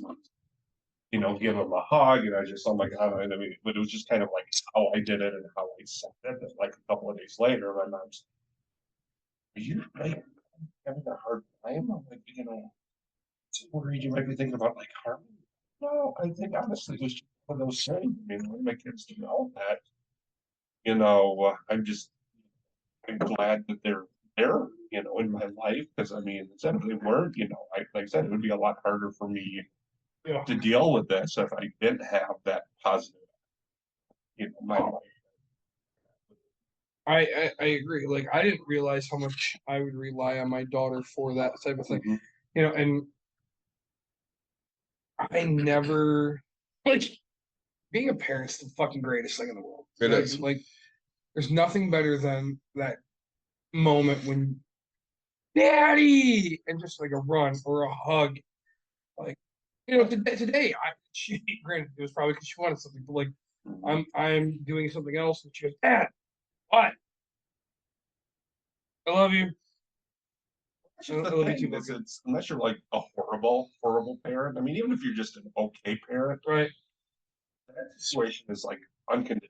You love them unconditionally, they love you pretty much unconditionally. Yeah. It's like, you can be in a marriage or a relationship or whatever, and that could just end. Yeah. So I saw someone near and dear to our heart yesterday. I was at Myers shopping, and Caitlin goes, "Hey, look what I found." And Steve. Nope, Mhm. Marv. Oh, did you give him a big hug for me? So Marv and I talked for a little bit, and I'm like, "Yeah, I was talking to a coworker of mine the other day, and we were talking about parents and shit." And I said, best thing I ever did was coach my daughter. It is hands down the best thing I've ever done in my life, and I would literally give up anything to coach her for one more game. And I'm relaying that to Marv, and he goes, "Yeah, Maddie might play softball next year, and I'm going to be real excited to go and watch her play because I'm grandpa. I'm not coaching." Yeah, And I'm like, "You shouldn't have to because you've done your time." Yeah. I know you'd be the same thing. Yeah, I don't have to coach. She can coach. I get to show up and watch. And I told him that I'm like, I can give up anything, and he goes, "Yeah, me too." We talked about it. Like I didn't want to coach, right? Because No. I knew I tell you what, like when I was handing out the medals to all the kids on my team, like I liked the kids. I made my daughter wait to get her medal. She was like, trying to cut in the middle. I was like, You want to be the last. You want Yeah. to make her she be the was, last one. So and you the give her a biggest huge hug. fucking hug. Like, oh my God, dude, like I God, and like the feeling of watching her almost score that last goal, and she fucking like just the learning, dude. Mhm. I still am. Like I love my kid, man. I hope no matter what happens in life, she listens to this 2 seconds and Yeah. understands my passion for my own daughter, right? Like Well, I fucking love and my that's the kid. thing with my kids. I mean, they're not going to do sports for. I Right. mean, Max will do band. I'm hoping Eddie will stick with choir or maybe He said I'm hoping that decide it. decide to, or even if not do band, just do like the color guard or whatever, where she's doing the flags or Yep. baton. But just to be able to see them, but even like just doing scouts with them, it's like they do quarter minors every 6 months, is kind of where all the kids get recognized for everything they've done over the past 6 months. And normally the pins that they give away are more for the mothers, but their mom was under the weather and could come. So I got to go up there, and it was just nice to be like, be up there with my kids. But I mean, and I'm going with them. I'm going to all their campouts and all their meetings, so I'm seeing them do all this stuff. But it's the same thing. It's just like, when they get to be, 18 years old, I'm gonna be like, man, I wish I had one more camp out with my kids. Man, I wish I had, and it's gonna be the same thing. I mean, there's it's like Don texted me, right? And I'm not gonna lie, like I'm trying to take your fucking new employee from you already. Yeah. Right now. So I'm talking about maybe opening a food truck. So that's gonna be an episode. We're gonna talk about buying food trucks and having some food truck people. What employee are you trying to steal? My niece officially got a fucking job with you guys. She did. Right. So By the way, yeah, they've only worked one day. You can't steal I don't have my food truck yet. So them. Okay, I'm just saying. But right, like we talk about it, and my niece lived with me. Okay, so Great kid. God, here's the 25 fucking seconds of my life, right? Like just so people know. And it's funny because you both asked me, and the more I drink, the more I'll open up, right? Mhm. Everybody knows this, and sure, is there tears? That's gonna happen. My sister and ex brother-in-law, whatever. Um, so I was 19. My wife and I had dating, right? Yeah. My sister and brother-in-law couldn't afford whatever. My grandma's going through some shit. They need somebody to watch my niece and nephew. I decided, you know what? I'm not gonna fucking work. I'm gonna take care of my family. So I watched my niece and nephew. So I spent so much time with Jenica and Keegan, like we'll say their fucking names. Um, and now years later, they divorce. My niece comes and lives with me, and my ex brother-in-law and my sister. I haven't seen my nephew. I've seen my graduation, but I haven't seen him in years, right? Like my niece, like man, I loved spoiling my niece. Everybody knows this, right? Like started traditions because she's the oldest one. Like I love my niece. I haven't seen her in forever, and so like it's hard because like I commit myself to them and it doesn't become reciprocated, which is tough, right? You as parents, I mean, as to David, like how often does your daughter text you? I hear from her every day. Oh, do you? Okay, so like you're lucky, right? Yeah. Like, do you hear from your kids every day? I mean, pretty much, but also at the age where if I want to hear from them every day, I have to call them or text them. Right. So what you But again, I expect that when they're older and they're like, oh, I they're gonna really go on with their life. feel right? like I'm glad that my dad was a critical part of my life. That yeah, I'd expect that. And like I'm an asshole. We know this. I mean, officially I'm a fucking kid. And so like I know my niece was over for the first time in God knows how long. And my wife had her over and they started grilling her on shit. Where are you at? What are you doing? How's life going? Blah blah blah. Here, like I want you to be Dude, that sounds similar to what happened when you showed up here and started working. I did the same thing. right, like, dude, and that's exactly it, right? Like because you care. And Yeah. so it's tough because I mean remember my niece holding her as a fucking baby. I remember beating the fuck out of her father.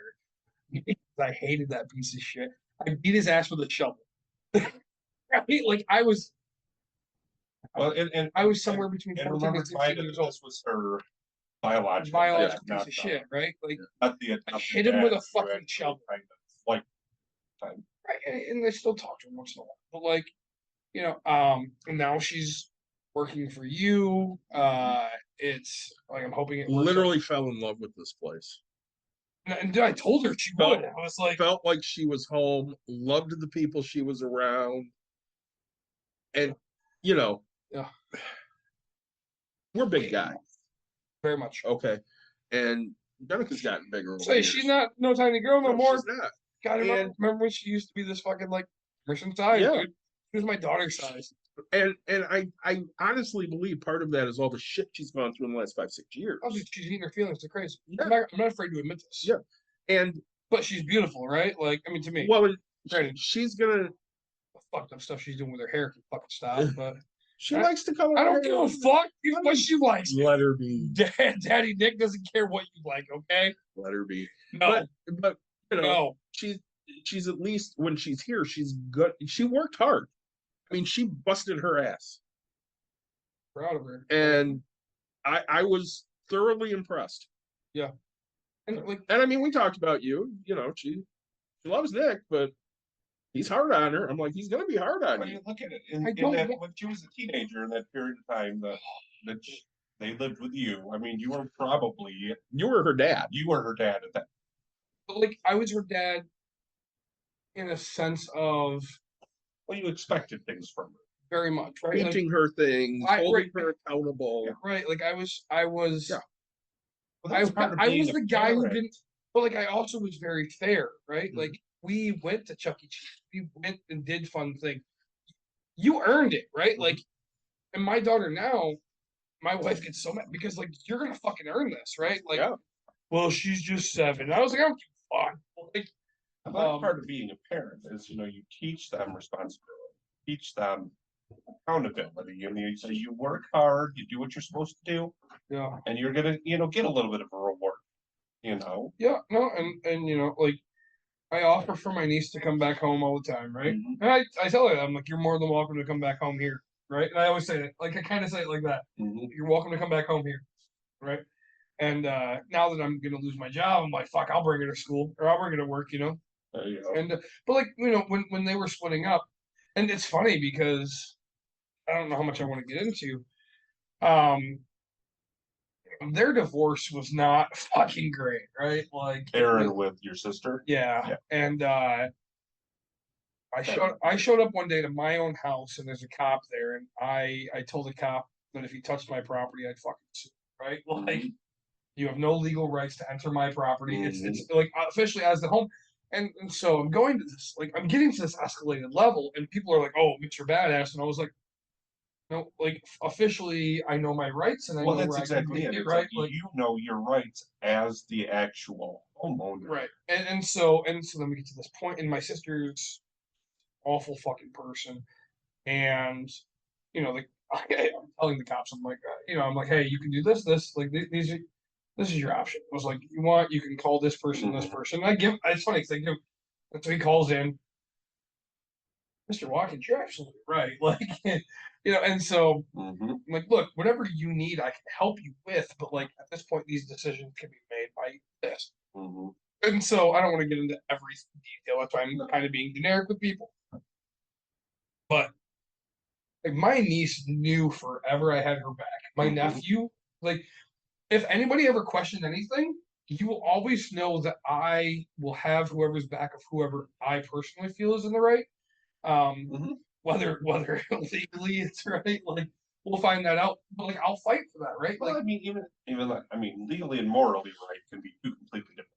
I would agree so as well, right? But like, you know, and you know, like, even with my brother-in-law, right? My brother-in-law was like, "Oh no, she's coming with," and I was like, well, no, I'm gonna go ahead and talk legal with you, right? Like, she's more than welcome to stay here. She's welcome to do this, and I will literally, like, I'm kicking you out. Like, she has full act, and granted, she chose to go that way, and that's fine. Like, but she also is getting mad. She'd get mad at me because I'd be disappointed because her dad didn't take her to school as I'm sitting here. Hey, I can take you to fucking school, right? Well, Like, it's not her fault that her dad isn't taking her to school. but in theory, it is when you're 17 years old. Okay, yes, if you have, And if you have a way to get no, there. she doesn't have a car. She doesn't have anything. She still doesn't have a driver's license. But again, even if you're that close to an adult, it's still, Right, like, you can wake that person up. You have the responsibility to wake up. Yeah. You have the responsibility to call an Uber and fucking, like, dude. If my daughter, 7 years old, like, whatever, I don't care. If my daughter called an Uber because my fat ass didn't fucking get out of bed, that's your fault, dude. I hope that was on my fucking credit card, right? Like, and not only that, I hope she took a Lamborghini. fuck me too, right? Like, oh, dude, I hope that that's the fucking biggest bill I get. Yeah. I'd be like, you stupid. Wait, my stupid. Like, Yeah. I'm sorry that $7 of Bud Lights extra cost me fucking $1,000. Yeah. Okay, like, I hope she calls. I have friends that own limo companies. I hope she calls them and like they charge me full price because I don't want to get my ass out of bed. But like Aaron, right? Like, what a piece. And so, dude, I no, like, you have a great kid in Jennifer, and I hope that, like, and I told her, I was like, you absolutely love it. I hate the fact that she's working, and I will say it, she's working at fucking Spencer's. I was like, dicked or hopped out. She's working at Spencer's, right? Which is very goth, keeps you fucking dark, keeps your feelings and opinions eaten. You know what? I bet there's probably a retail store that probably pays better than a lot of other crap places. It's probably a place like Spencer. Nope, they pay $11 a fucking hour. 11. Every place out there right now is paying 15. Wage. Every place out there is paying 15 right now, and she takes fucking 11.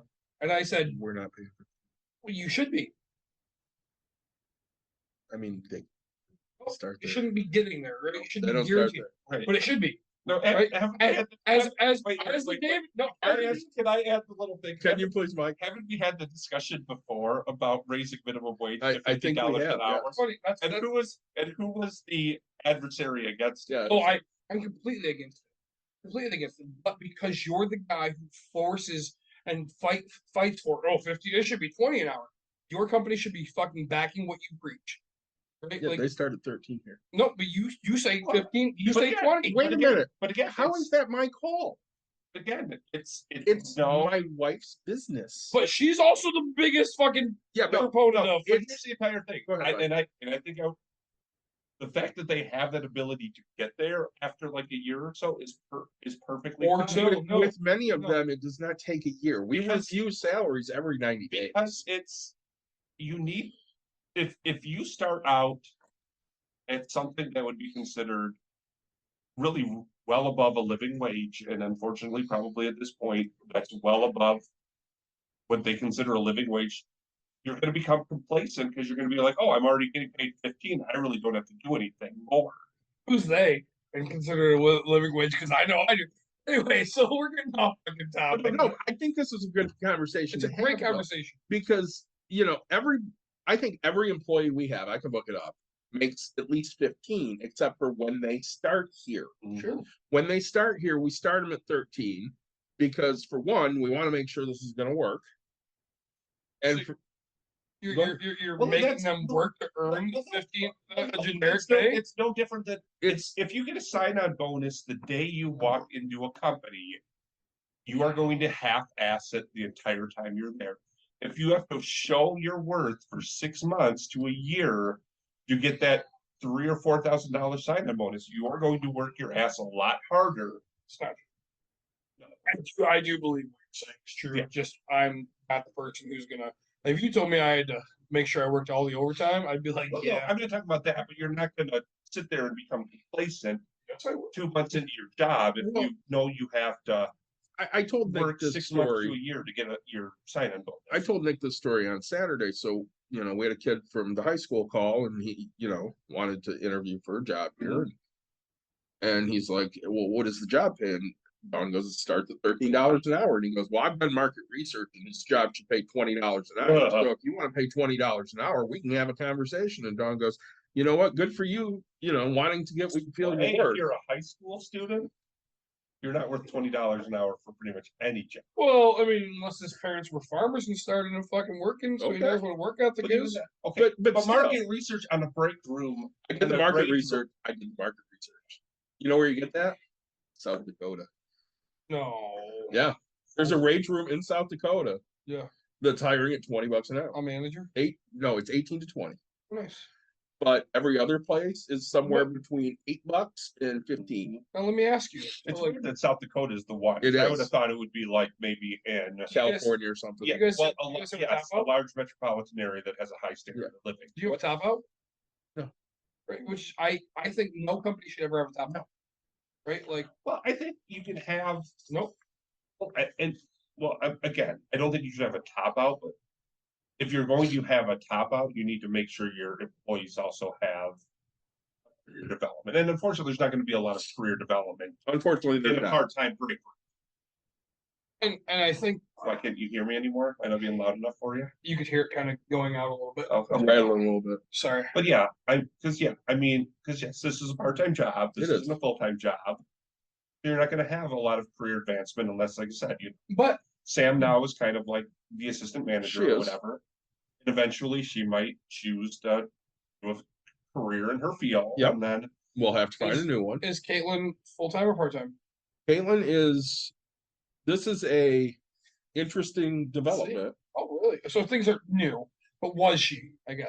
Caitlin was part-time. See, thank you. She was 35 to 38 hours. Sure. And what was the advice we gave her? You need to ask for more money. Well, besides that, what was the other one? I don't know, Go to a the couple own- more hours. No, go to the owner and make sure that we're asking her to get you in the career Oh, yeah, development yeah, plan yeah. to get you onto the marketing because thing she's already at for 35 to 38. I mean, some companies call that 30, full I time. said 32. But like, so all we're saying is like, right? Like, if I and it's funny because I told Jenica, I was like, when she first, and I'm proud of her, really am, because she's like, oh, I'm the only person signed up to go to Spencer's management program, and I was like, Yeah. because she told me $11 an hour. It's like, what's your fucking next move? Where the fuck is your money? Like, when are you doing this? And like, she's like, I don't know. And I was like, these are questions you don't need to like. You need to know because you need to. You also need career development. Right, but like, so give me one thing. But like, so right, the same thing I hold Caitlin to, which she's not a daughter to me. She's just a friend. Like, Right. I'm holding my niece to these same standards. Like, I tell this to everybody, right? Like if you're not developing yourself and you're not getting to the fucking next point, Mhm. you need to go for it, right? Like, and if she comes to you, like, I'm not gonna lie to you, right? If she goes, hey, I'm doing this, like, ask Dawn, ask David, hey, what the fuck's my next step? Where do you see me in the future? Can I have We had that talk. right, like already, right? Yep. You're one day in. Can I have management experience? Can you mark this as this? Can I do this? Can I do this? Mhm. Can I be the liaison? I don't care if you want to be a fucking wedding person. Hey, we put on all these parties for benefits because you guys do a shit ton of benefits. Yep. Can I be the liaison for this and then put it on my resume? Fuck yes, let's go. Right? Like, But they wanted that with Emily, and then Emily never really did anything. Yeah, with she it. didn't really take hold of that. she So, won't pay for it like crazy, but so Caitlin's boss basically came to her and said, listen, you know, I know you're still in school, and while you're still in school, kind of wondering if you can take on some more responsibility here, you know, because her husband had a stroke at the end of last year. that's right. Yeah. And, you know, she has to find somebody to be there with him because, you know, he's still in the very early stages of trying to recover from it. I mean, it was a massive stroke. Right. So Caitlin came and told us this, I don't know, a couple months ago, and we're like, all right, well, what does this mean? She goes, I don't honestly know, but we're going to sit down and talk about it. So, of course, they were able to talk about it this past weekend. Okay. It seems that her boss is only a co-owner. Okay. Okay. She's buying the other person out at the end of the year. Okay. And she basically wants to see if Caitlin can just run day-to-day operations because it's Sure. easier for her to find help on weekends than it is during the week. Oh, which is surprising. Most people can't find weekend help. So, well, I think she has like her mother-in-law and stuff that are able to come and help. So Caitlin would essentially work Monday through Friday Huge. and run the place, you know. Yep. Well, then it basically becomes a full-time job with benefits. Correct. They're and all talking that. about benefits.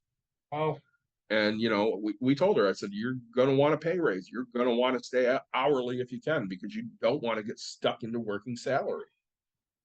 I would say salary non-exempt. Yeah.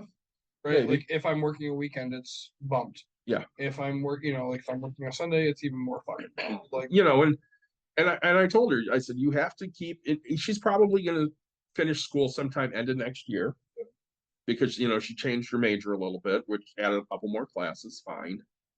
But, you know, she's starting to see that, you know, there is some kind of advancement here. And of course, I'm thinking, you know, I know she likes graphic design, but I don't know if she loves or has a real passion for graphic design. And I know she doesn't necessarily love working at Dairy Queen, but she could work this into something more. I mean, we've said that how many times to her? a million. So maybe this is an opportunity for, you know, if Stacy can't handle the full ownership, maybe she can buy into Mhm. part Can owner. I be the partner? Right. That's fact, Mhm. right? And I mean, you know, he has, And you've set her up for that. I have, Oh God, yes. I have. There is Financially all day. financially and work wise. Let's see. And the amount of people that she knows that Yeah. she can come to. Oh yeah. If you offer me a Dairy Queen in the fucking mall that makes probably what they make, I'm gonna be your fucking number one investor. Yeah. Right? Like I get Caitlin that's a worker who can't tell me no, she can't work. Right. Like I'm not stupid. Well, Steve said it to me because he asks every time, okay, what's Caitlin doing now? You know, has anything changed? Yep. And he goes, you know, she's going to make somebody a fantastic employee because she will give her heart and soul to wherever she's at. I'm like, yeah, she will. That's the problem with Jenica. Yeah. Right? Like, and you've seen it. Hey, she works so super hard. Like that's the problem. And that's why like it's not you, right? If she ever gets the balls to ask you for more money, like if I was her and you offered 13, I would have instantly looked you straight in the face and said, fuck. Like, not because of where I am in life, but because of the amount of things I've learned and listened and said, no, you guys said 15's where it's at. Like, I would have done it. Well, you know, and again, But like I told her the same thing with Spencer's. $11 an hour. I was like, I would have told them to go fuck themselves. Yep. The minute you walked in the door, because you can go to McDonald's and make 16. Yeah. And McDonald's literally will give you more time off than what Spencer's will. yes. And I guess time is money.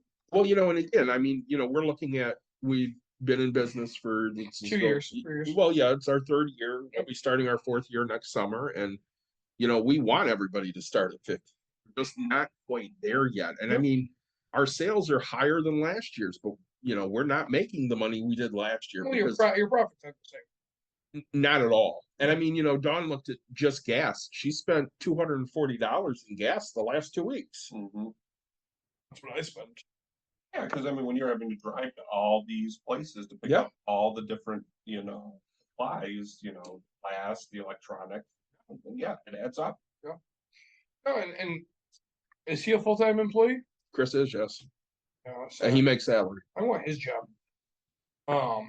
So, And Chris will fight you. no. I thought about applying for it when they first were hiring. Because I was like, I can make that much. Drop my kid off and then come in, be done before I fucking gotta pick her up.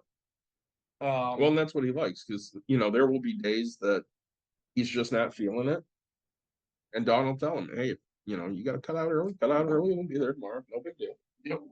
But again, we are the anomaly when it comes to business and stuff. Because, we'll have employees that are like, I'm really not feeling good today. What do you want me to do? Stay home. See you. But it you helps need you- people. Yeah, we get that. But you're sick. Stay home.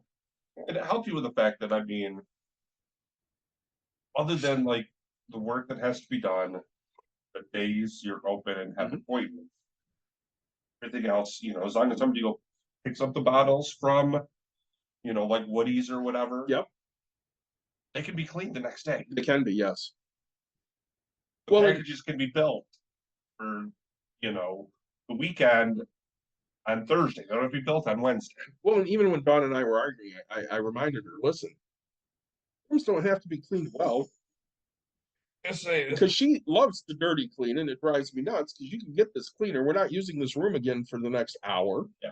We can get it cleaner than what it is. I think that's why I've always been a slow cleaner, because I have a hard time with Yeah. the dirty cleaning. Yeah, you want it clean. If it's Yeah. clean, let's clean it. And I'm the same way in those rooms. I don't want a whole bunch of crap still sitting on the floor. Mm-hmm. And I mean, that's, a struggle that I have, but it was one of those things where I'm like, okay, well, there are other options than, just changing your flight. You found those out. Yeah, we did. We got lucky, and she feels way better now, which is great because if anybody that's been listening to this understands, I mean, we all kind of just need to get away for a little bit.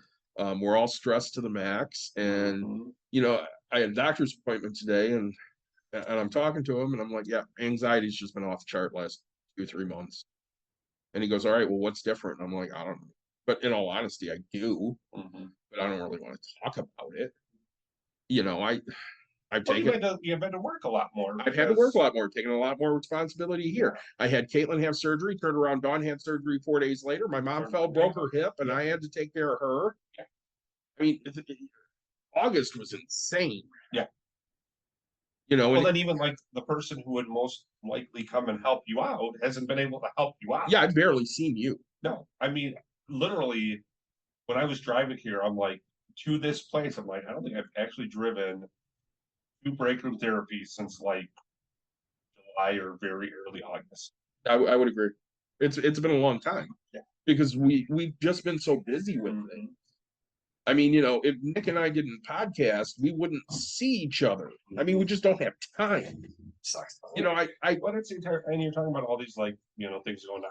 I mean, it's like I actually twice while we've been on the air and stuff. And I mean, it could be about some of these things, medical things with my daughter. It could just be usual of feeling like she needs to talk to me for something she could send a message about. Because there are plenty of those in the course of the day where it's like, I really need to talk to you.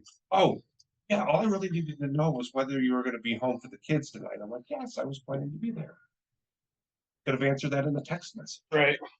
Well, even like last night, I spent 2 hours on the phone with, what is essentially my sister, Mhm. because, we're going to go down to Miami, and, one of the things we're going to do is I'm going to see Janet.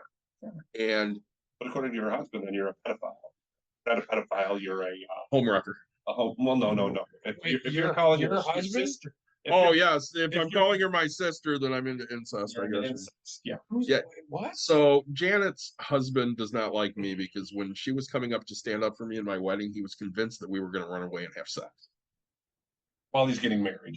while I Big- was getting married. I'd love to see you run. It hasn't happened in about 27, 28 years. Yeah. How long I you think the been last married? time we met was when I was playing football. Yeah. How long you been married? 20 years. Exactly. So like this guy's at more. No, I'm kidding.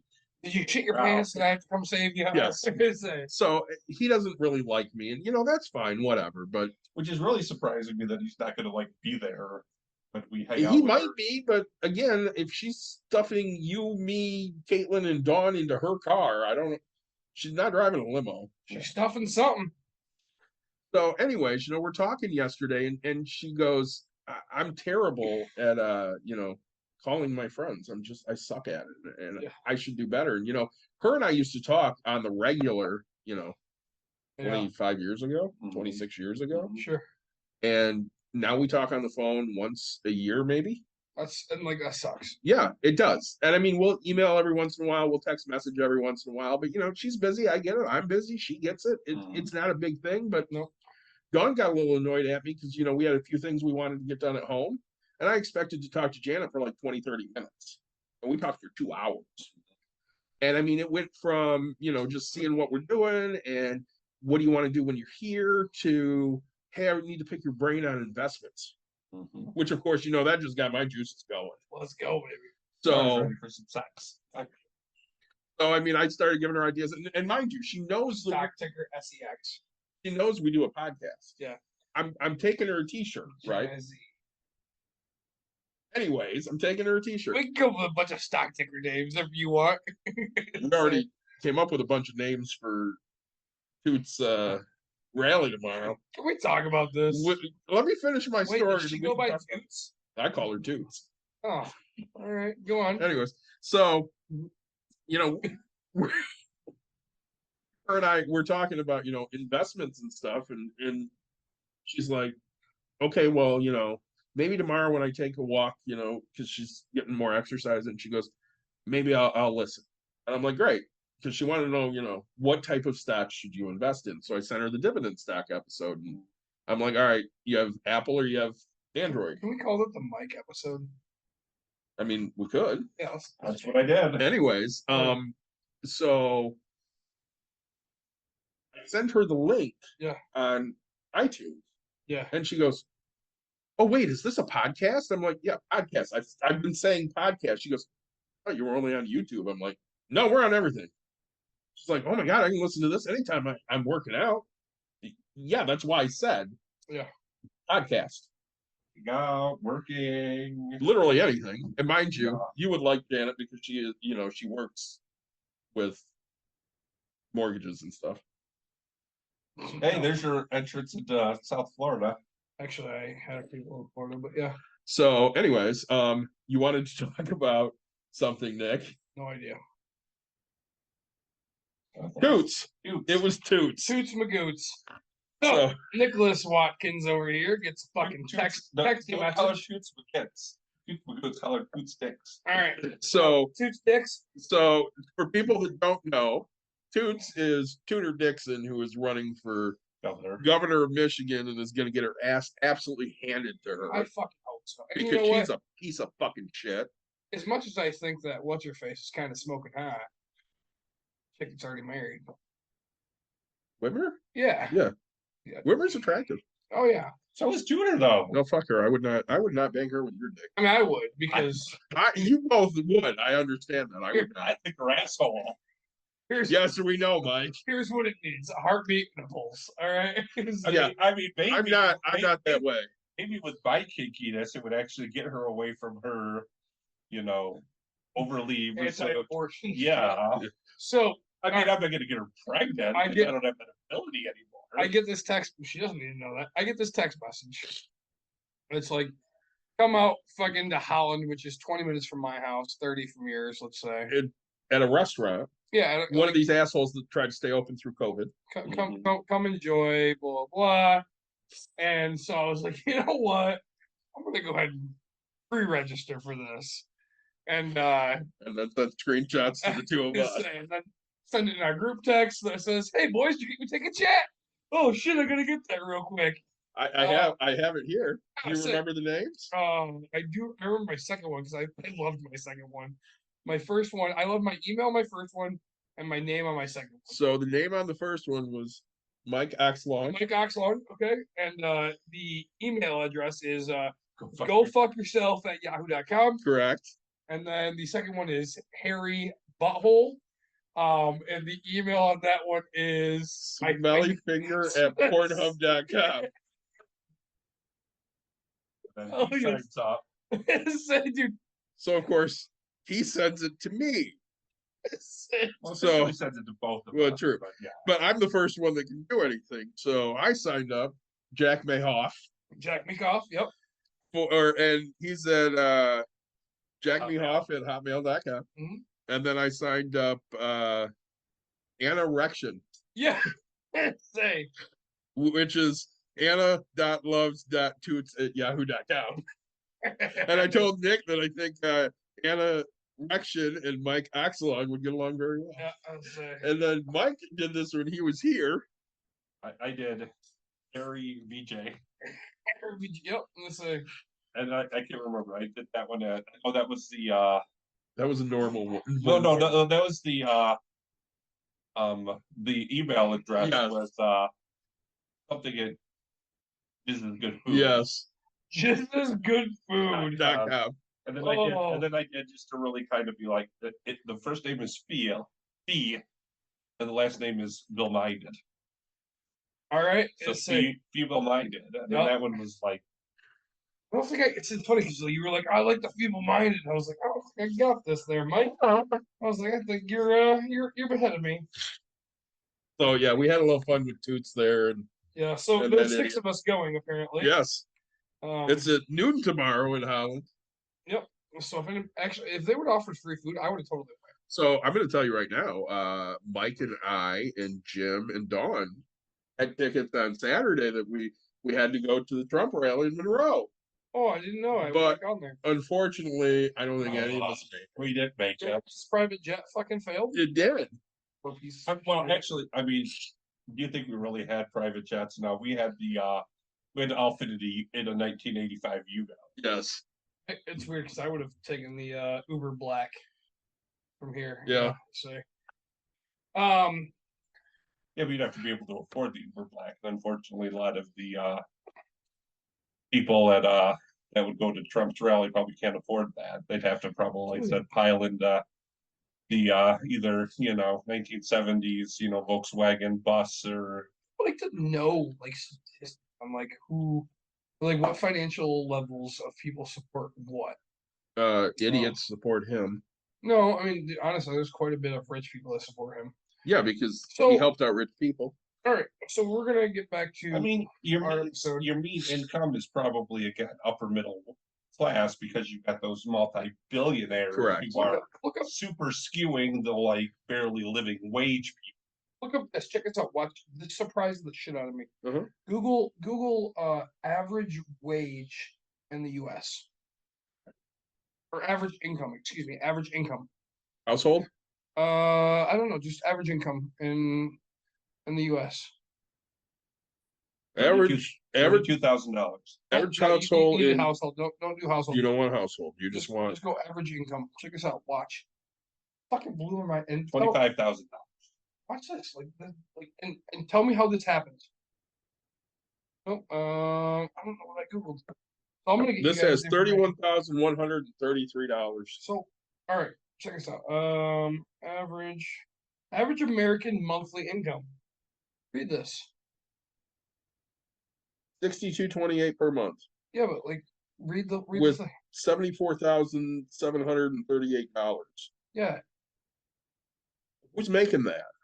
I'm not making that. but it says $4,648 a year More than more the than the previous year. previous year. You get a $4,000 raise, Mike? I didn't. The average wage per full-time I employee mean, is $74,000. not that much. So you hit it. My full-time ass was hitting less than a fucking half. Yeah, Yeah, but how much is that skewed again by these ultra rich. filthy rich people? That's why in some cases it boils down to you can't do a mean, you have to do a median. Yep. Because there is such wide skew in certain areas. Median mode. I forgot what mode means. Mode is just the most common occurrence. Most common. That's right. Yeah. That's right. MO. So, median household income in the U.S. in 2020 was $67,521. It's even higher than I would have expected. It is me too. But and it Well, I was mean, a the fucking decrease. average income is fucking 48,000. But it's probably because everybody's getting this. Well, the median might also be higher too, because again, you've got those. Bezos. Yeah, you've got those. The you the know, richest people are now. What they come up with? The richest people are now 500% richer than they were in 2020. mhm. Like, I don't want to say it might be 200% richer, right? Like But again, but it's also the like 0.01. 200% It's richer. it's the 0.01 like top percentage Yeah. of people. When you would assume the top 10% is astronomical. So of Oh course, yeah, top 10% is still multi-millionaire at this point. because I love Reagan. Reagan. Reagan. From 1947 to 1979, the income of the bottom fifth of Americans rose by 122%. From the introduction of Reaganomics in 1979 to 2009, the income of the top 1% rose by 270%, while the other 99%'s income remained stagnant. Reagan messed a lot of things up. He did. He Because kept he thought that give rich people all these breaks, they will trickle it down. sort of It's like the one who said, have you ever watched in Mountain State? Yes. but even like I said, it's like this entire trickle down dynamics thing is like if Jeff Bezos went into the fanciest restaurant in the country and ordered, a $500 dinner, is he going to actually let you lick, the plate after he's done eating? Right? It's probably not. So, all right, we talk about Jeff Bezos, how much you guys fucking hate it. Fucking hate him. Tell me what you think about Ryan Reynolds. I mean, he's a rich actor. He's Deadpool. That's really He is cool. Deadpool. That's really cool. So, cool, right? Do you know that Ryan Reynolds officially owns a fucking phone company? Ryan Reynolds. Oh yeah, Mint. Ryan Reynolds owns a fucking soccer team. Ryan Reynolds and his wife own a shit ton of fucking real estate. Yeah, Ryan Reynolds is Like his net worth is stupid, and yet people he's making people a are like, TV show. yeah, cool. He's making a TV show on like, the soccer team he owns in like England. It's already been made. Like the money that he has, and you guys are like, oh fuck Jeff Bezos. No, fuck Ryan Reynolds. Like, what has he done that's good? He's made you exactly. Definitely. He's made you happy by watching. Like Jeff Bezos did nothing wrong to you except for give you fucking 2 days. But okay, they gave you 2 days of shipping. The difference is, I guarantee you, probably most of the people who are working for Ryan Reynolds, whether they're the soccer players, whether they're the people, they're probably making. I mean, I'm not saying they're making bullshit great money. They're not making bullshit. What's his name's company's money, but no bullshit. Do they have to pee in a bottle? Yeah. Average, dude, like he owns a minor league team of soccer players, so they're not even playing Cristiano Ronaldo money. Like, do they have to pee in a bottle?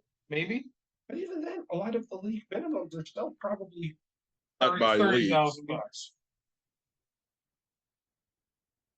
But again, you've got these people who work for Amazon as drivers who are getting paid dick, and then they're basically like, crap, I just worked past midnight and now I basically have to reclock in so they don't pay me overtime.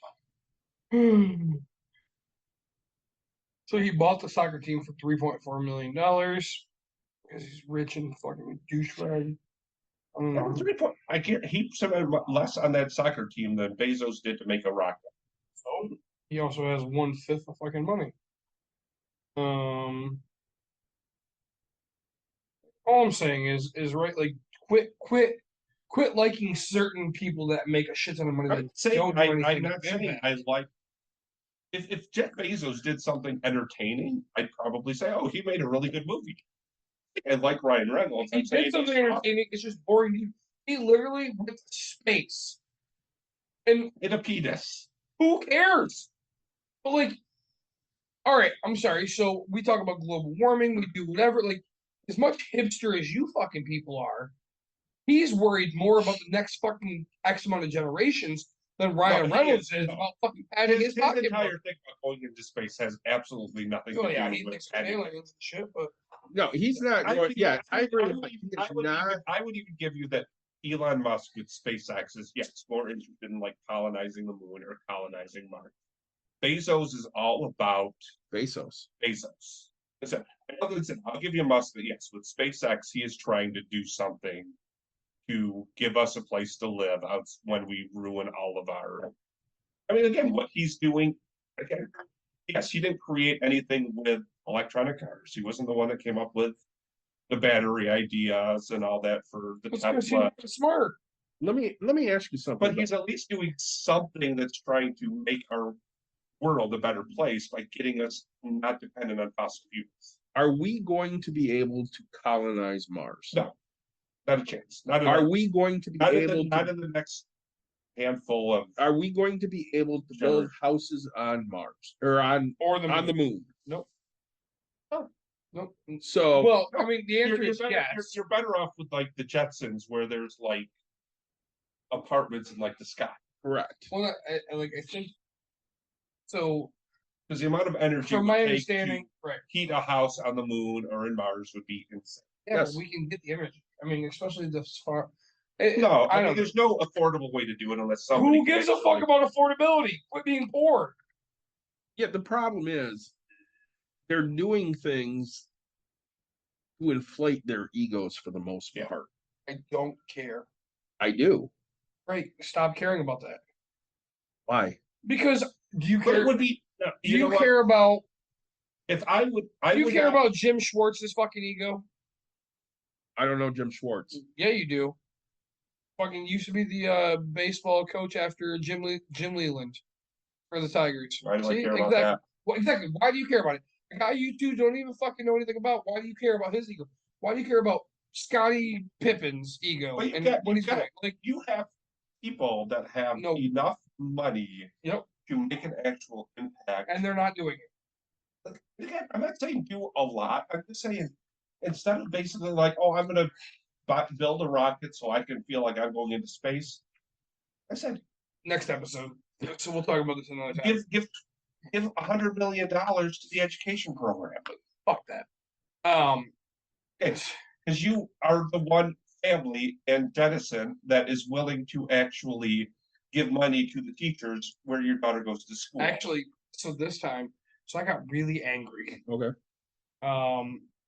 There was an email that went out that said, "Hey, the front desk needs a bunch of snacks and shit." And this went through the whole shit about the school. front desk. This went through the whole school, so I was like, "They're gonna fucking get a shit ton of donations, They right?" didn't get nothing. No, they gotta fuck. I would assume. Oh, did they? I would assume they didn't. Spend, I give nothing to the front desk. and then, well, because kids come and they're like, "Hey, I'm not feeling well," or like, and we don't have like. I want to say if we have anything, one poor family in this entire fucking school, and I mean that with all due respect. Okay, I'm probably the low 10% if I had to fucking actually do numbers on it, right? And then you're the low 10% because you have so much of your money in the tied up, property sure. stuff. Oh, right, but like, if and you then liquidated, you'd be probably the top fucking 1%. 10%. Yeah, 100%. But like, and so the and then the teacher's like, "Hey, we're running low on snacks," and you trust me, like when it's my day to pack my kid to fucking go to school. Oh, Daddy Nick forgets to snack all the time. And Emerson's like, "I just kind of jerk." Like, I don't care. But like, so last year, right, we talked about it. I went and spent like $80 on fucking. I just dropped it off, and I was like, "Make sure this gets to the teacher." "Oh, hey, can I give it to the other people?" And I was like, "Don't ask me stupid questions. Just fucking give it out to people." Like, I would literally pay for the entire school to have fucking snacks every day. Just shut the fuck up, right? Here's a popcorn machine. Why have it? You do that, but again, somebody with everybody in my community will do it. Okay, but a person with 1,000 times your income, wouldn't even do that probably for his own kid's school. I disagree. Yeah. Like, well, I mean, he probably doesn't have to because his kids are already going to the fanciest private school. But the fanciest private school is funded because they're saying, "Hey, we're going to pre-plan all the things we need and then charge you for it." Or, "Hey, but you can't do that with public." Yeah, because you can. No, because there's no money yet. I get what you're saying, but like, okay, so like in Genesis, so you would vote for Toots. So I would never vote. So Helen Toots. So Helen DeVos, or not Helen, Betsy DeVos. Privatize everything. Yeah, dude. So like, so you would know what your budget is for your daughter to go to school every year. No, God, no. So but just to touch on that for a minute, that worked so well for the prison system, didn't it? Oh, yeah. Because all they do is We're lock. great. We're great. All they did is lock people up so that they got more money. Because the more people locked up, the more money they. So stupid. Yeah, but that's what we're looking for. I mean, I had the conversation last night about how I hate politicians, and Janet goes, "Well, they all need term limits." It's never going to happen because the people that have to vote on term limits are the people that don't want term limits. You fucking boys and your goddamn Trump supporters. The only reason I told you, the only reason I would ever fucking vote for Trump, that one right there. He tried to stay in office when he was voted out.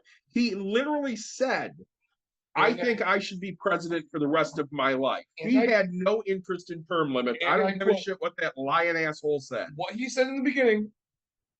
You say, But how many other politicians have you heard? This is why we hate politicians. Correct. Every politician will say whatever it takes to get elected. Every politician is like a lawyer. They all suck unless you're mine because they lie. So, but here's the issue. You're a lawyer, probably. My lawyer would never lie. He's a great lawyer.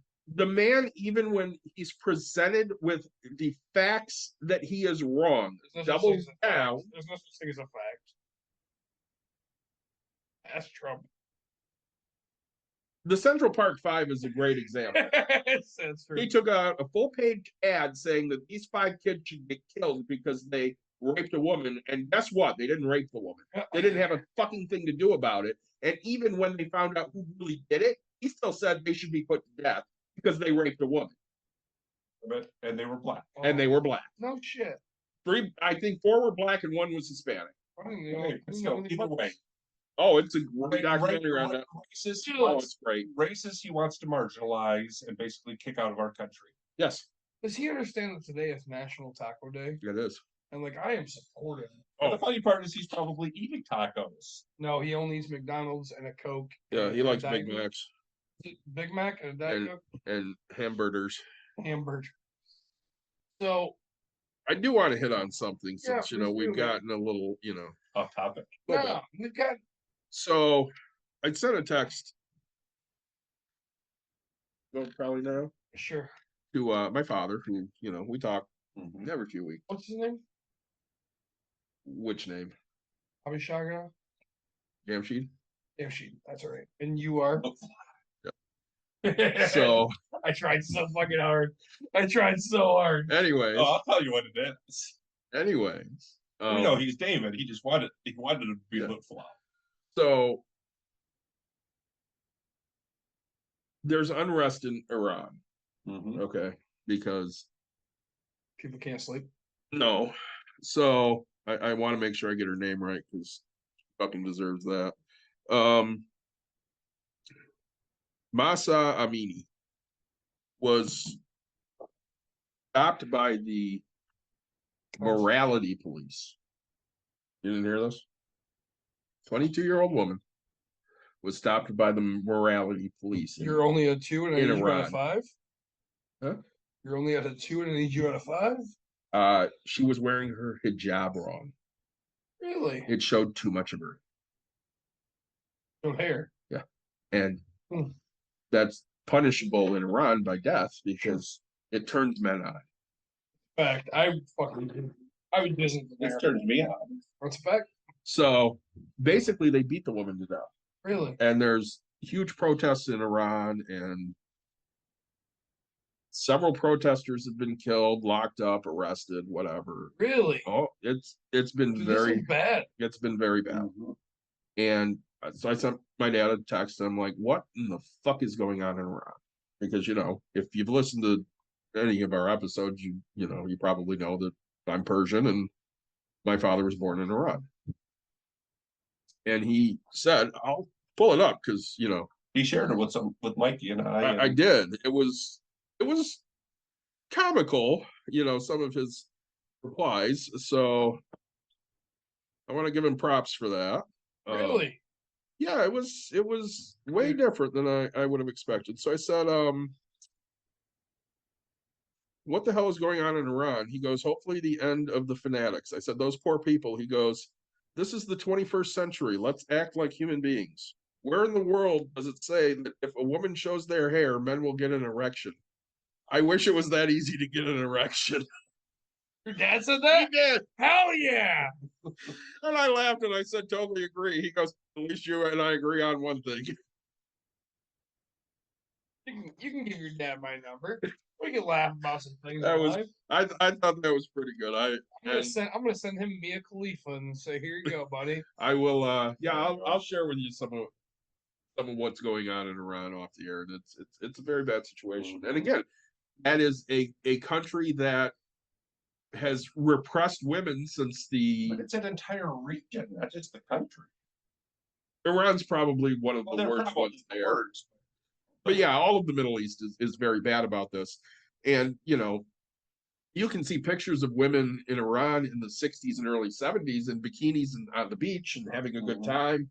And literally, once the Shah was overthrown and the Ayatollah came in, women have just been overly oppressed in the region. And, there's a lot of similarities to things that are going on here, Really? Oh, yeah. Mm-hmm. Have I ever told you about 3 of my biggest regrets in life? What? Number 1, I was at the Kentucky Derby a few years back, quite a few years back. And you did drink them in June. And I did, of course. And I'm married to my wife, and then a very good-looking Middle Eastern woman walks by, and I realized I've never pursued a Middle Eastern woman. And that was a regret. A regret right then, right there. Gotta go for it. So, We could put him in a wig for you, that you could refer to a Middle Eastern woman. look for He's not wrong. laughing down. Dude, when I go for it, I'm just gonna be like, come here. But all I'm saying is, I'm glad that being over here in California for the first time ever, your dad has actually said something that is somewhat smart. Okay. And I've never, so maybe there is some change, right? And tell your wife, this is why you communicate with your dad, because you're going to try to change him. What do your sisters think? No, that my wife wants me to have a better relationship, and I'm perfectly happy with what it is. Listen, that was the opposite. He's the one who was like, nope. I'm good. I needed a dad when I was a kid. Yep. 45 years old. I don't need a dad. If I need fatherly advice, I call Steve. Or I can call Marv. Or me. Or you. Because I'm kind of a I'm dad. older. You are Let's definitely say, older. Or Mike. It's Benson's fucking god. He's old. I remember the first time I met Benson. Yeah. Loved it. Oh, Benson. See ya. Let's see. So yeah, it was when I have service, you'll get a couple messages that There you go. the Central Park 5 movie is phenomenal. So it's a and movie. heart-wrenching, and I don't want, dude. I'm at this point in my life, so like, I've dropped like quickly and then kind of gone to the next point, right? Like, I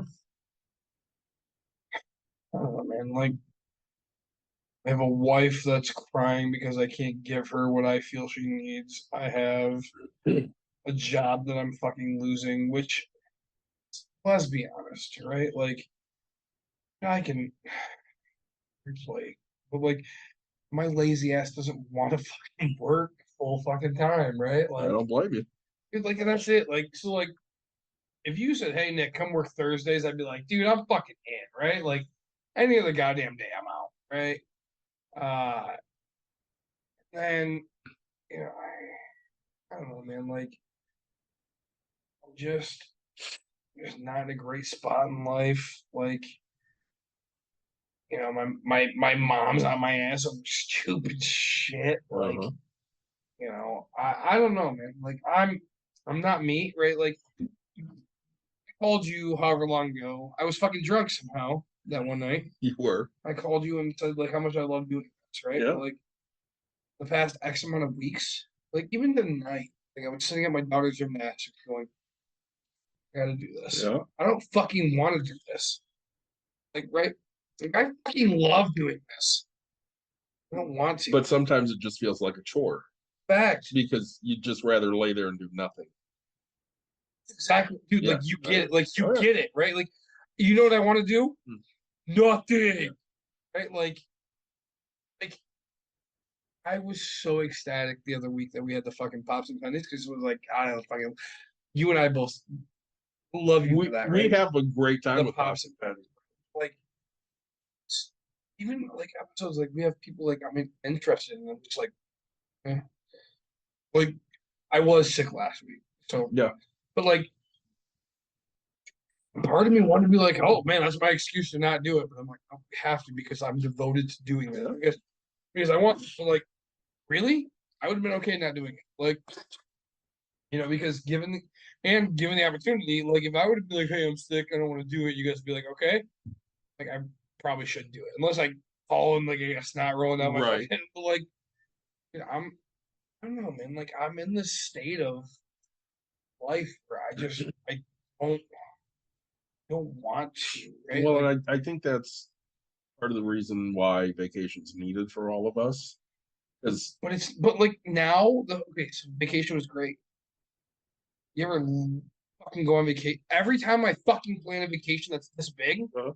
I fucking lose my job or something big happened. Like I literally have no fucking money at this point because like I'm sitting here going, oh, I'm gonna fucking gamble. My drinks are already paid for. All I gotta do is pay for fucking gambling, and now I'm all of a sudden like, bro, like fuck, like I went to the fucking casino Friday, right? okay. I do have a gambling problem, right? I Like have heard that. I'm the first to fucking admit this. Any I would- gambling problem I is the wouldn't- first step to recovery. I wouldn't call it a fucking problem. I have a gambling addiction, okay?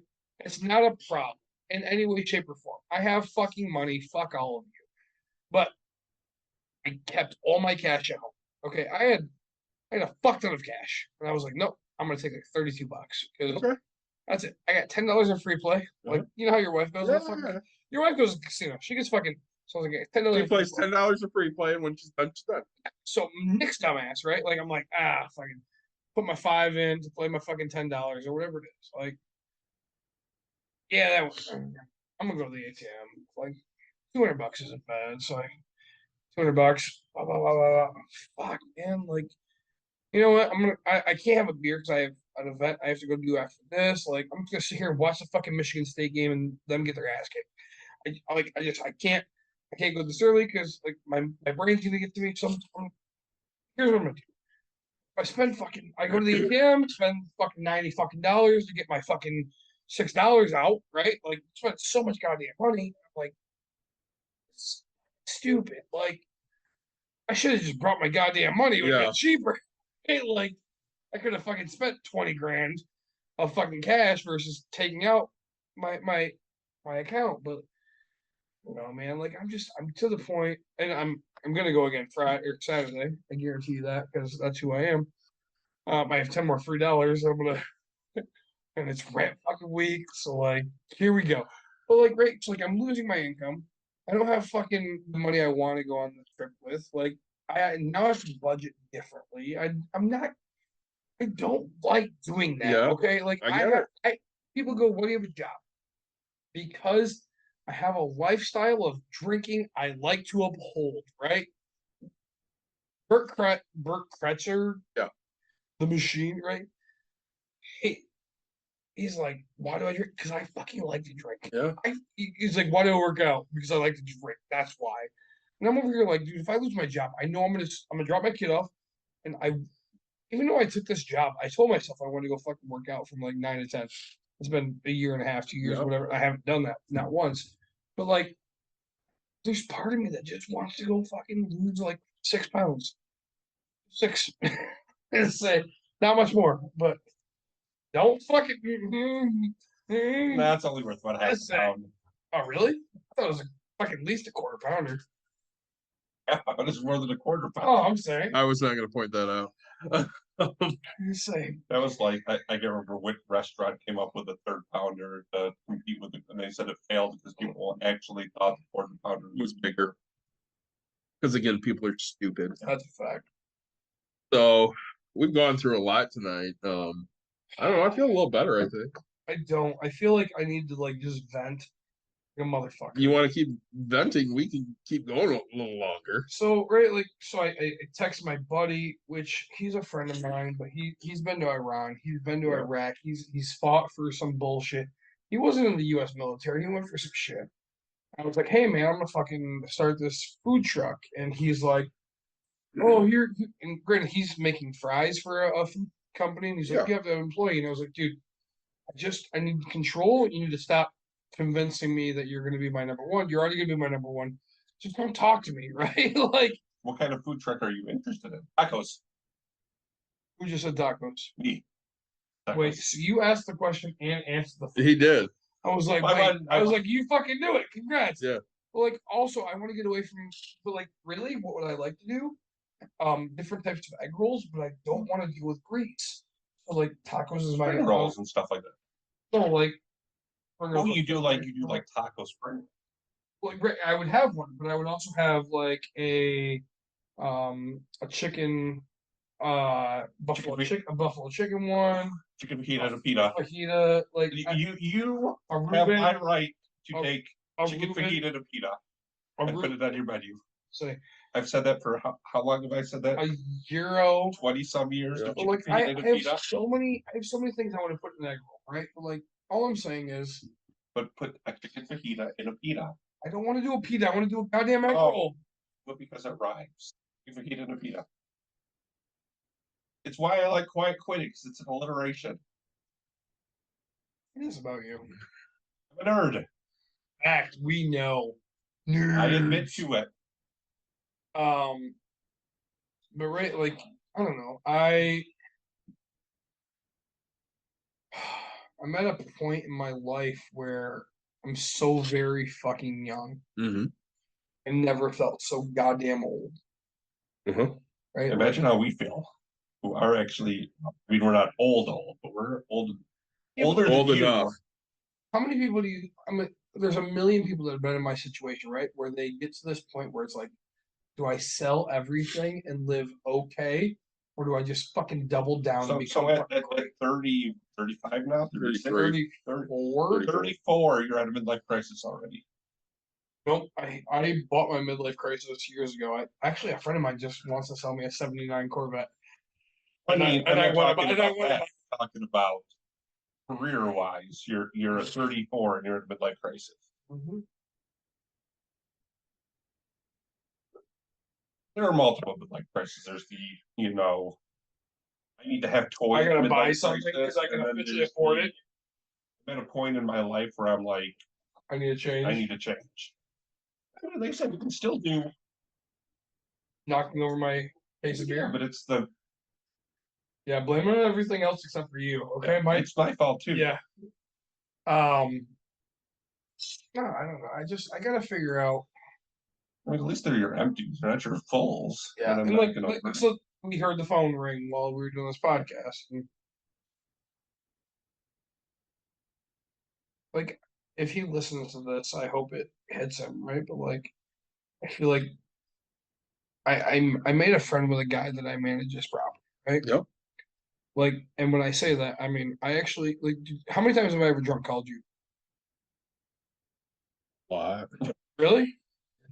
How many times have I drunk called you? You've never drunk called Exactly, me. right? Like, dude, like I have drunk I called said you drunk Scott. called him, I think, after the one episode did. where you The one when you were time. at home and Oh no, you've done it a few more drank times. the There. But- what I know of most recently was the episode of you when Like I don't. Courtney and Emerson were out of town. Yeah. You were making yourself Yeah, all kinds of things.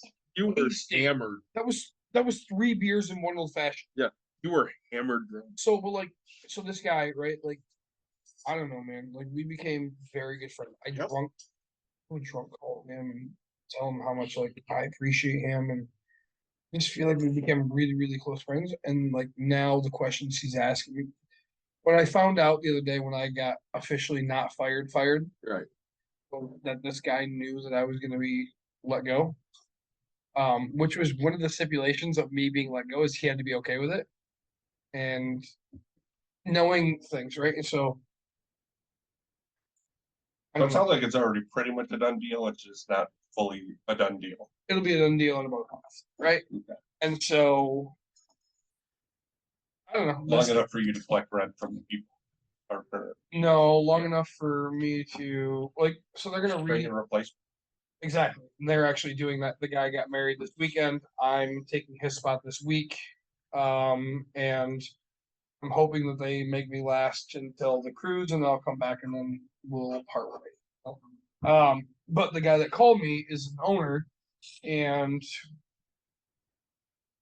it's funny because he started selling things, let's say 2 months ago, and that's when apparently he knew about it, and I didn't know about it until this fucking week. And we shared way too many things.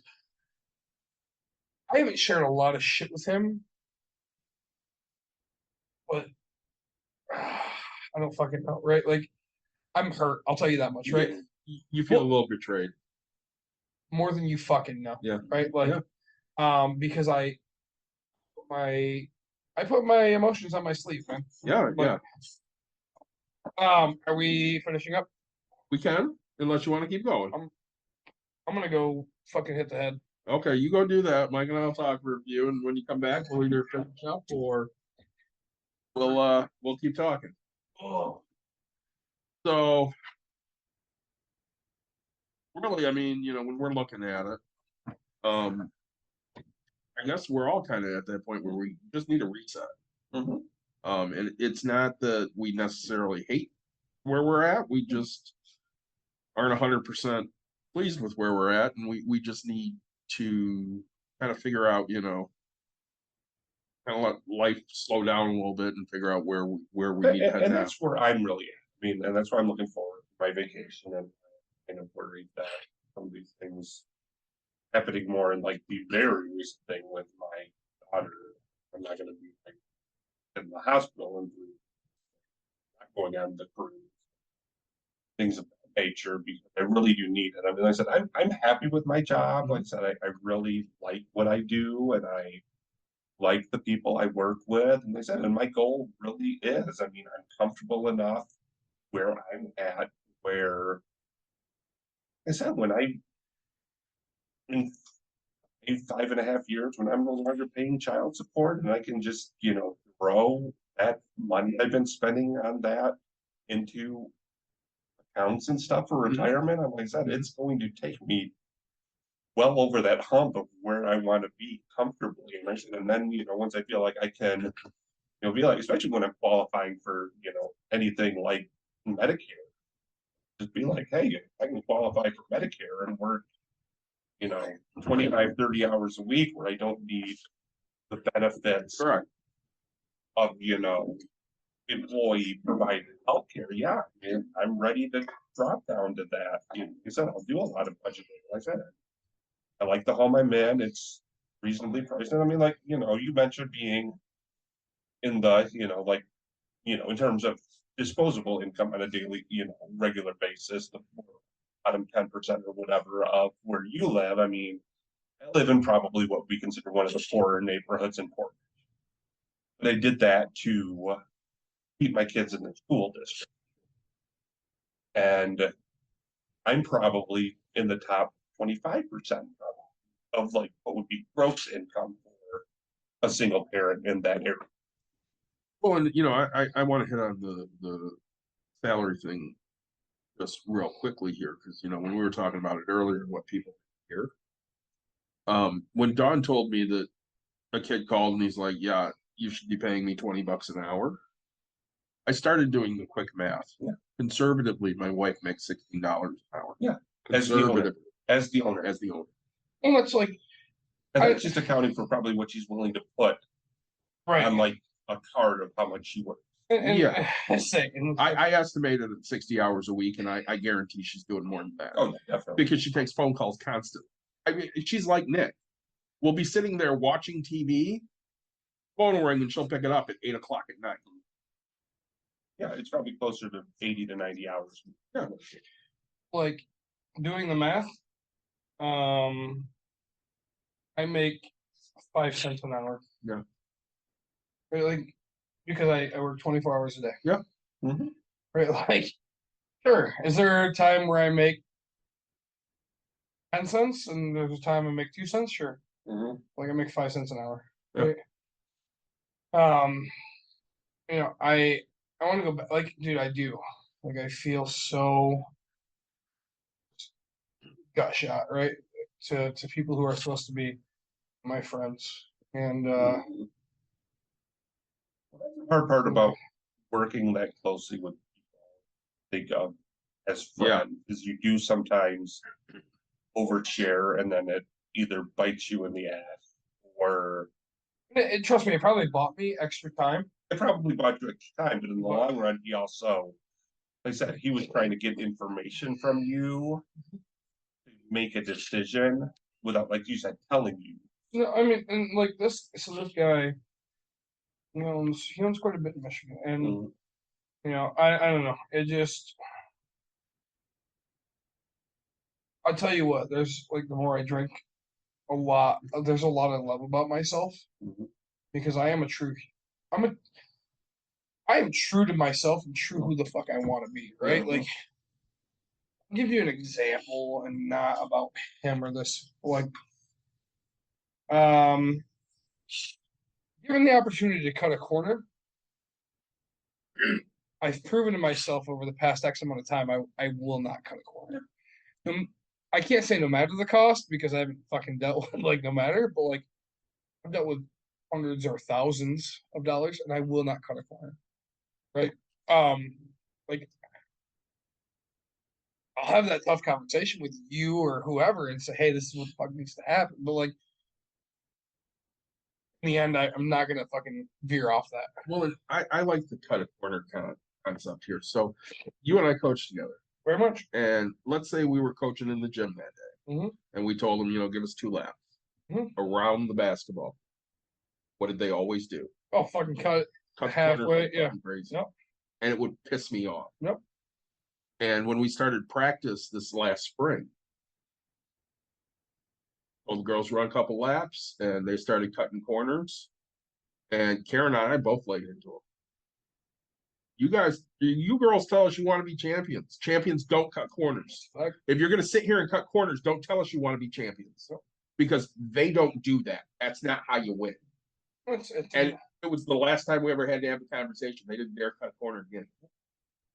I don't know, sometimes you could win by deflating balls or Sometimes you can. recording the Sure, but like defensive schemes. in theory, yes, but like you want your shit tarnished, but like if you hold your one of the biggest things my mentor ever taught me, right, was if you do things the right way without, if you do things the right way and hold yourself ethically high, you're going to be just fine. And like there's a lot of shit I'm eating right now, like, but I will always do that, right? Yeah, Like, yeah. Look, the three of us, are we attractive looking men? Yes, actually, it was funny. Yeah. Earlier, I was going to tell you guys how much you guys look like shit, but I'm sitting there going, God, I'm fucking pretty sexy, right? Like, it was funny because actually, that was an actual conversation. We have bodies. Oh, my body? Oh, I if mean, you look at me we're from the in head up, shape. like Yeah. Okay, we're like, out we're of shape. shape. That's a fact. No, we're in A shape. Yeah, And it's not a good shape. Yes. it's But fucked we're in up. A shape. It's But fucked up again- that Mike but is our again- fucking our camera guy. But again, you look at it from the perspective of By the way, before you say this, I sent Janet a text. I said, we only have the YouTube because Mike's the IT. did she laugh about that? She just let it go right on past. I really like. I feel like he's Dale Doback, right? Because Yeah. you curly headed fuck. Like I just every time I see you, I was like, you curly headed fuck. But like, you gotta call me dragon. All I'm saying. You just told me Nighthawk. Right? But like, But I mean, again, it's one of those things that you work hard. Like I said, you're not willing to cut corners in terms of what you do for your business. Like I said, you're gonna pay the extra money to make sure the job is done right. You're gonna make sure you coach with integrity. The things I do, I prefer, quality. I admit you when don't ask the errors and monkeys stuff. before they come in. Maybe before, but Oh, no. Not after. I have to work on that. But Is there actually monkeys? I would guess. Oh, shit. Yeah. I confirm. But no, but again, it's one of those. Is that a job, Like, motherfucker? it's like things. I mean, if you make mistakes, if you know up, I don't. Mistakes happen in the Yes. world. If you own up to it and say, hey, you know what, I messed this up. I'm really sorry. You know, I'm going to repeat what I'm doing tomorrow. We're going to respect you for that. If you're like, I really don't care. You know, yeah, I'll get to it sometime next week because you know, then I'm not going to respect you. But again, it's like that's the thing. I mean, it doesn't matter as long as you have a life where you live with integrity. Well, Mike and I have had this talk a lot. Does this come out of here? And I don't know, probably somehow. So, because it could replace my my putting coin. Oh yeah. So Mike and I have had this conversation a lot over the almost 30 years known each other, and it always comes down to I'm a huge asshole, and What I was going to put my other name as. in a lot of ways I'm a acquired taste because there's not a lot of people that are like, yeah, he's an okay guy. Yeah. No, It's either Yes or no. I love him or I fucking hate him. You and I both know Yeah. I'm the same way. Same way. Right? Because And- how many people do you know that love They're like- you, but like Nick's a fucking All the time. right? Like, and you're like, hey, this person. I'm like, Well, and like Janet told me that about Carmelo last night. She's like, people either love him or they hate him. There's just no middle ground. And I'm like, yeah, I get that because I'm the same fucking way. And you know, I use Christy as a great example. She will ask me for an honest opinion on something. Yeah. And I'll always say to her, you want the truth or you want me to bullshit you? right. And her answer, if she wants the truth, is always, remember, you're my asshole. Because I don't always say it in a nice way, but it's going to be honest. Well, it's, you know, I don't know. And the problem is I do the same thing with my wife, and I should sugarcoat some shit sometimes. Yeah, same. well, and that's where there's a difference between like, publicly and how you privately significant others, Don't get me wrong. family members, The and stuff only like that. person I sugarcoat anything with is probably 50% of the time to my daughter. Mhm. No. But really, like, and But so, you so said like, it, I mean, it sounds like coded a little. no, but this sounds like shit, right? Like, and I mean this with anybody listening, right? My daughter and I had an adult conversation, right? And she goes, "Dad, I hate it when you say that."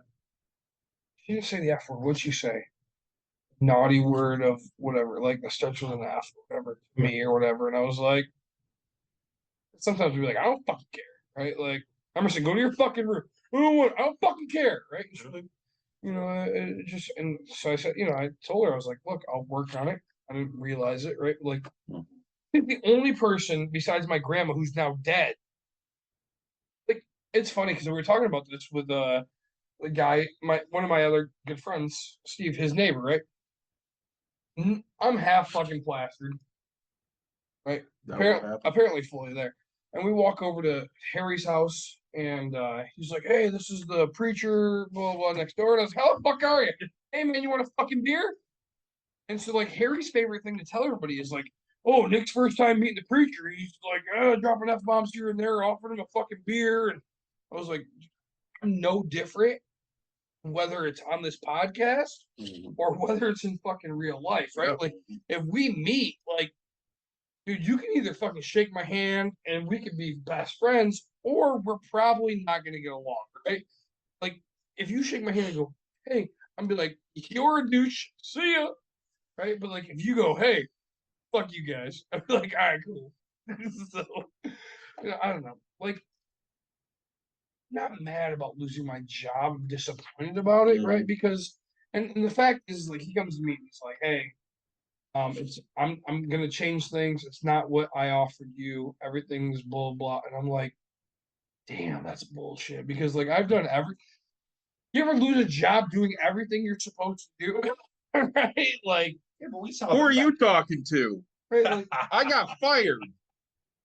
no. You were singing Bohemian Rhapsody. So, yeah.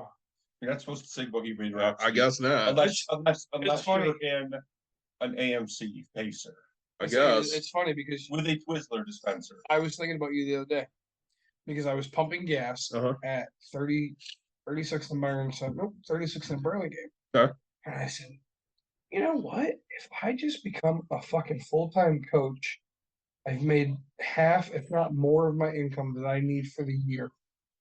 Like just coaching but it has to be anything besides what I did. Like, Yeah. I can go to God, I want to make $6,000. I can go to coach bowling for 6 grand. I was like, that's 12,000. I need is like 24. And like, I'm fucking golden. I was like, how do I find like 12,000 more dollars? And like, honestly, I think I can coach. Like, I don't know what sport falls in between They there, might but be like, looking for they might be looking for a new part-timer breaking therapy. if it We pays, are hiring. if it pays 6 grand, I'm in, guaranteed, and it lets me go coach if I have a season in between. But like, I'll change my coaching schedule so I have Thursdays off. But like, all I need is guaranteed, right? Like 24K, and I'm enjoying everything I do the whole time. Because the problem with break room is, right? Like some douchebag will show up late. I'll be like, go fuck yourself. Like, nope, David says you can't do it. Sorry, you're out. That's what you just blame it on the managers. Yeah, We had I am. The manager at we this had point. 3 people in the room the other day and didn't catch it. Not sure how to. And yeah, they got an earful on the phone. And basically called them and said, I hope you had a good time because that's the last time you'll be here. You broke the one rule that we're steadfast on. And because you decided to do that, you're not allowed back. Oh shit. And What'd they they went say? pissing and moaning on Facebook about you break one rule and they'll tell you can't come back. Yeah, motherfucker, you can't come back. Hey, you're gonna cost me my whole business. Yeah. Insurance says 2 people and only 2 people. You had 3 people in the fucking room. You ignored it when we told you. Yeah, you only really have 2 steadfast rules. That and nobody under the age of 13. And the shoe thing. Why do you have military time on your phone? Is it really that late? Work. It is 8:41. It is 8:41. Oh, We probably should wrap this up. We're 2 hours and 45 minutes in. wrap it before you tap it, baby. Absolutely. So, Nick, what did you think of salted caramel? Oh, my first beer before I Yes. drank this fucking, you know, 9-pack Miller Lite. Bud Light? Bud Light. I say, Sorry. don't ever say Miller Lite Sorry. in front of me. It was good. It was like eating a caramel Yeah. candy, right? Yeah. I can't say I remember the pumpkin after the first couple sips. It was very light. The salt goes aspect of things didn't really come out, but like that caramel stayed with you. Goza? No, I'm saying like No. because the goza is usually like a salt, Yeah. right? Like, but my first couple sips like fine, but like that caramel just stayed It fucking does. with. Like, and it's funny because like I kept looking at it going, God, I'm drinking literal like it's liquid caramel, but it's not hot, right? Yeah. Like when you get scared to drink something because you think it's hot, like it's different. And then the untitled art that you let me have Oh my god, a that was sip so of. good. I was actually we talked about it. I could be a non-alcoholic because of that. Non-alcoholic untitled art chocolate milk dark brew. It was delicious. Is It sounds it a Horrocks mark? It was a Horrocks. But it's sorry, that's their label. I was like, it's a Horrocks brew. No, I got it at Horrocks. And then my Bud Lights for my 2-pack that I had of you guys, which I can clearly see in this photo. It's not. You know what? Why don't you sponsor me so I can eventually give you a big shout out. Big shout out to MLVC That's correct. Slide based Bobby and and DJ Weed. MC Weed. It's It's MC Weed. All right. What did you get from them today? I got a fucking badass t-shirt Yes, I'm you wearing did. tomorrow. Guys, Faces of the Faces coming up in like 2 weeks, 3 weeks. Yeah. Bud Light, fuck you. Mike, what'd you think of your beers? I mean, I think mean, the only one I hadn't drank before was the Cut Off Pressure. And It was good. Otherwise, yeah, I've had the Pride one. I've had the cider. I found that I supported myself from the fridge in there too with Yes. one of my leftover collective arts, Jam Up the Mash. Which again, you got these ones, they should for all these ones that have like artists do their labels, they should get Jack Razor. They should. Jack Razor, fucking big shout out for Faces Or of maybe the even for Faces. some of our other, friends that do art, like Art Like by who? Jackie. Art by Jackie would be good too. Yeah. Wait, Jackie who? She's Boba Fett. Yeah. And she does one of the officer Muppets. Tuscan. Yeah, or Not Tuscan. Waldorf and Waldorf and Statler. Statler, yeah. Or the other Waldorf and Statler. David, what'd you have? I had the Untitled Art, I had the O'Fallon Salty Caramel, and then I had some other non-alcoholics, Labatt and the Black Butte from the Shoots. Yeah. So, Like, subscribe, share, tell your friends, tell your family. Guys, my goal is personally to start making this make me 16 cents a week. If we can do that, I'm So being if I happy just, guy. if I just brought a quarter to you every single time I came up, that would work for you. Yeah, it'd be a start. Great. Like I'll send you a quarter. granted he shows up So I like don't once show every up. 6 Maybe I'll months. just- It's how about like every time I show up, I give you $2. now we're talking, right? So like That would probably equate to the 16 cents per time you do this. that's what we're looking for, right? Viewers on Twitch, guys, thanks so much for joining us. we have picked up some listeners on the podcast in Cambodia. Woo, Cambodia. very, very excited. Yeah. Anna Banana. Oh man, she sounds fun. If you guys are looking for something fun to do this weekend, you can come see me full makeup at a private event that you'll never be able to get into because they're locked down like crazy. Are they really? Is it Every year. Okay, what is it? New Salem Corners? No, No, different one. Yeah, it's literally a private. So Okay. I can't use what the Jonathan Miller or Jonathan John Murphy. John Murphy. I can't go Hey. and be like I'm John Murphy. and If get you're in. trying to get into something exclusive, just tell them you're John Murphy. I appreciate you guys joining us. David, thanks so much for the holographic Paisley and Cervezas. You're Jack Razor, welcome. thanks so much for the We need to get Stuff. Jack Razor some money. official asshole. It's awesome. And my milk. Dude, I came in like a bandit today. Yes, you I'm did. so excited. Take care. So we will be back next week.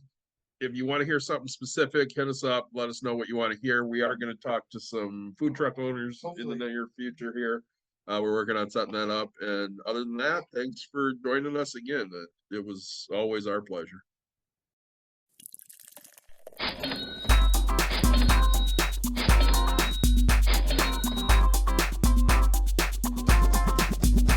You've dialed in. To Box and Brews, you might hear something You can use. like tips on your cash or tips on the suds. You're gonna want to The use. smarts of these Because stuff. they know the And brews. they know the box, and they know they can't help the stubborn fucks. So listen up, because shit's not funny. Save yourself some Beer money. Bucks. and brews. Bucks and Bucks brews. and brews. Bucks and brews.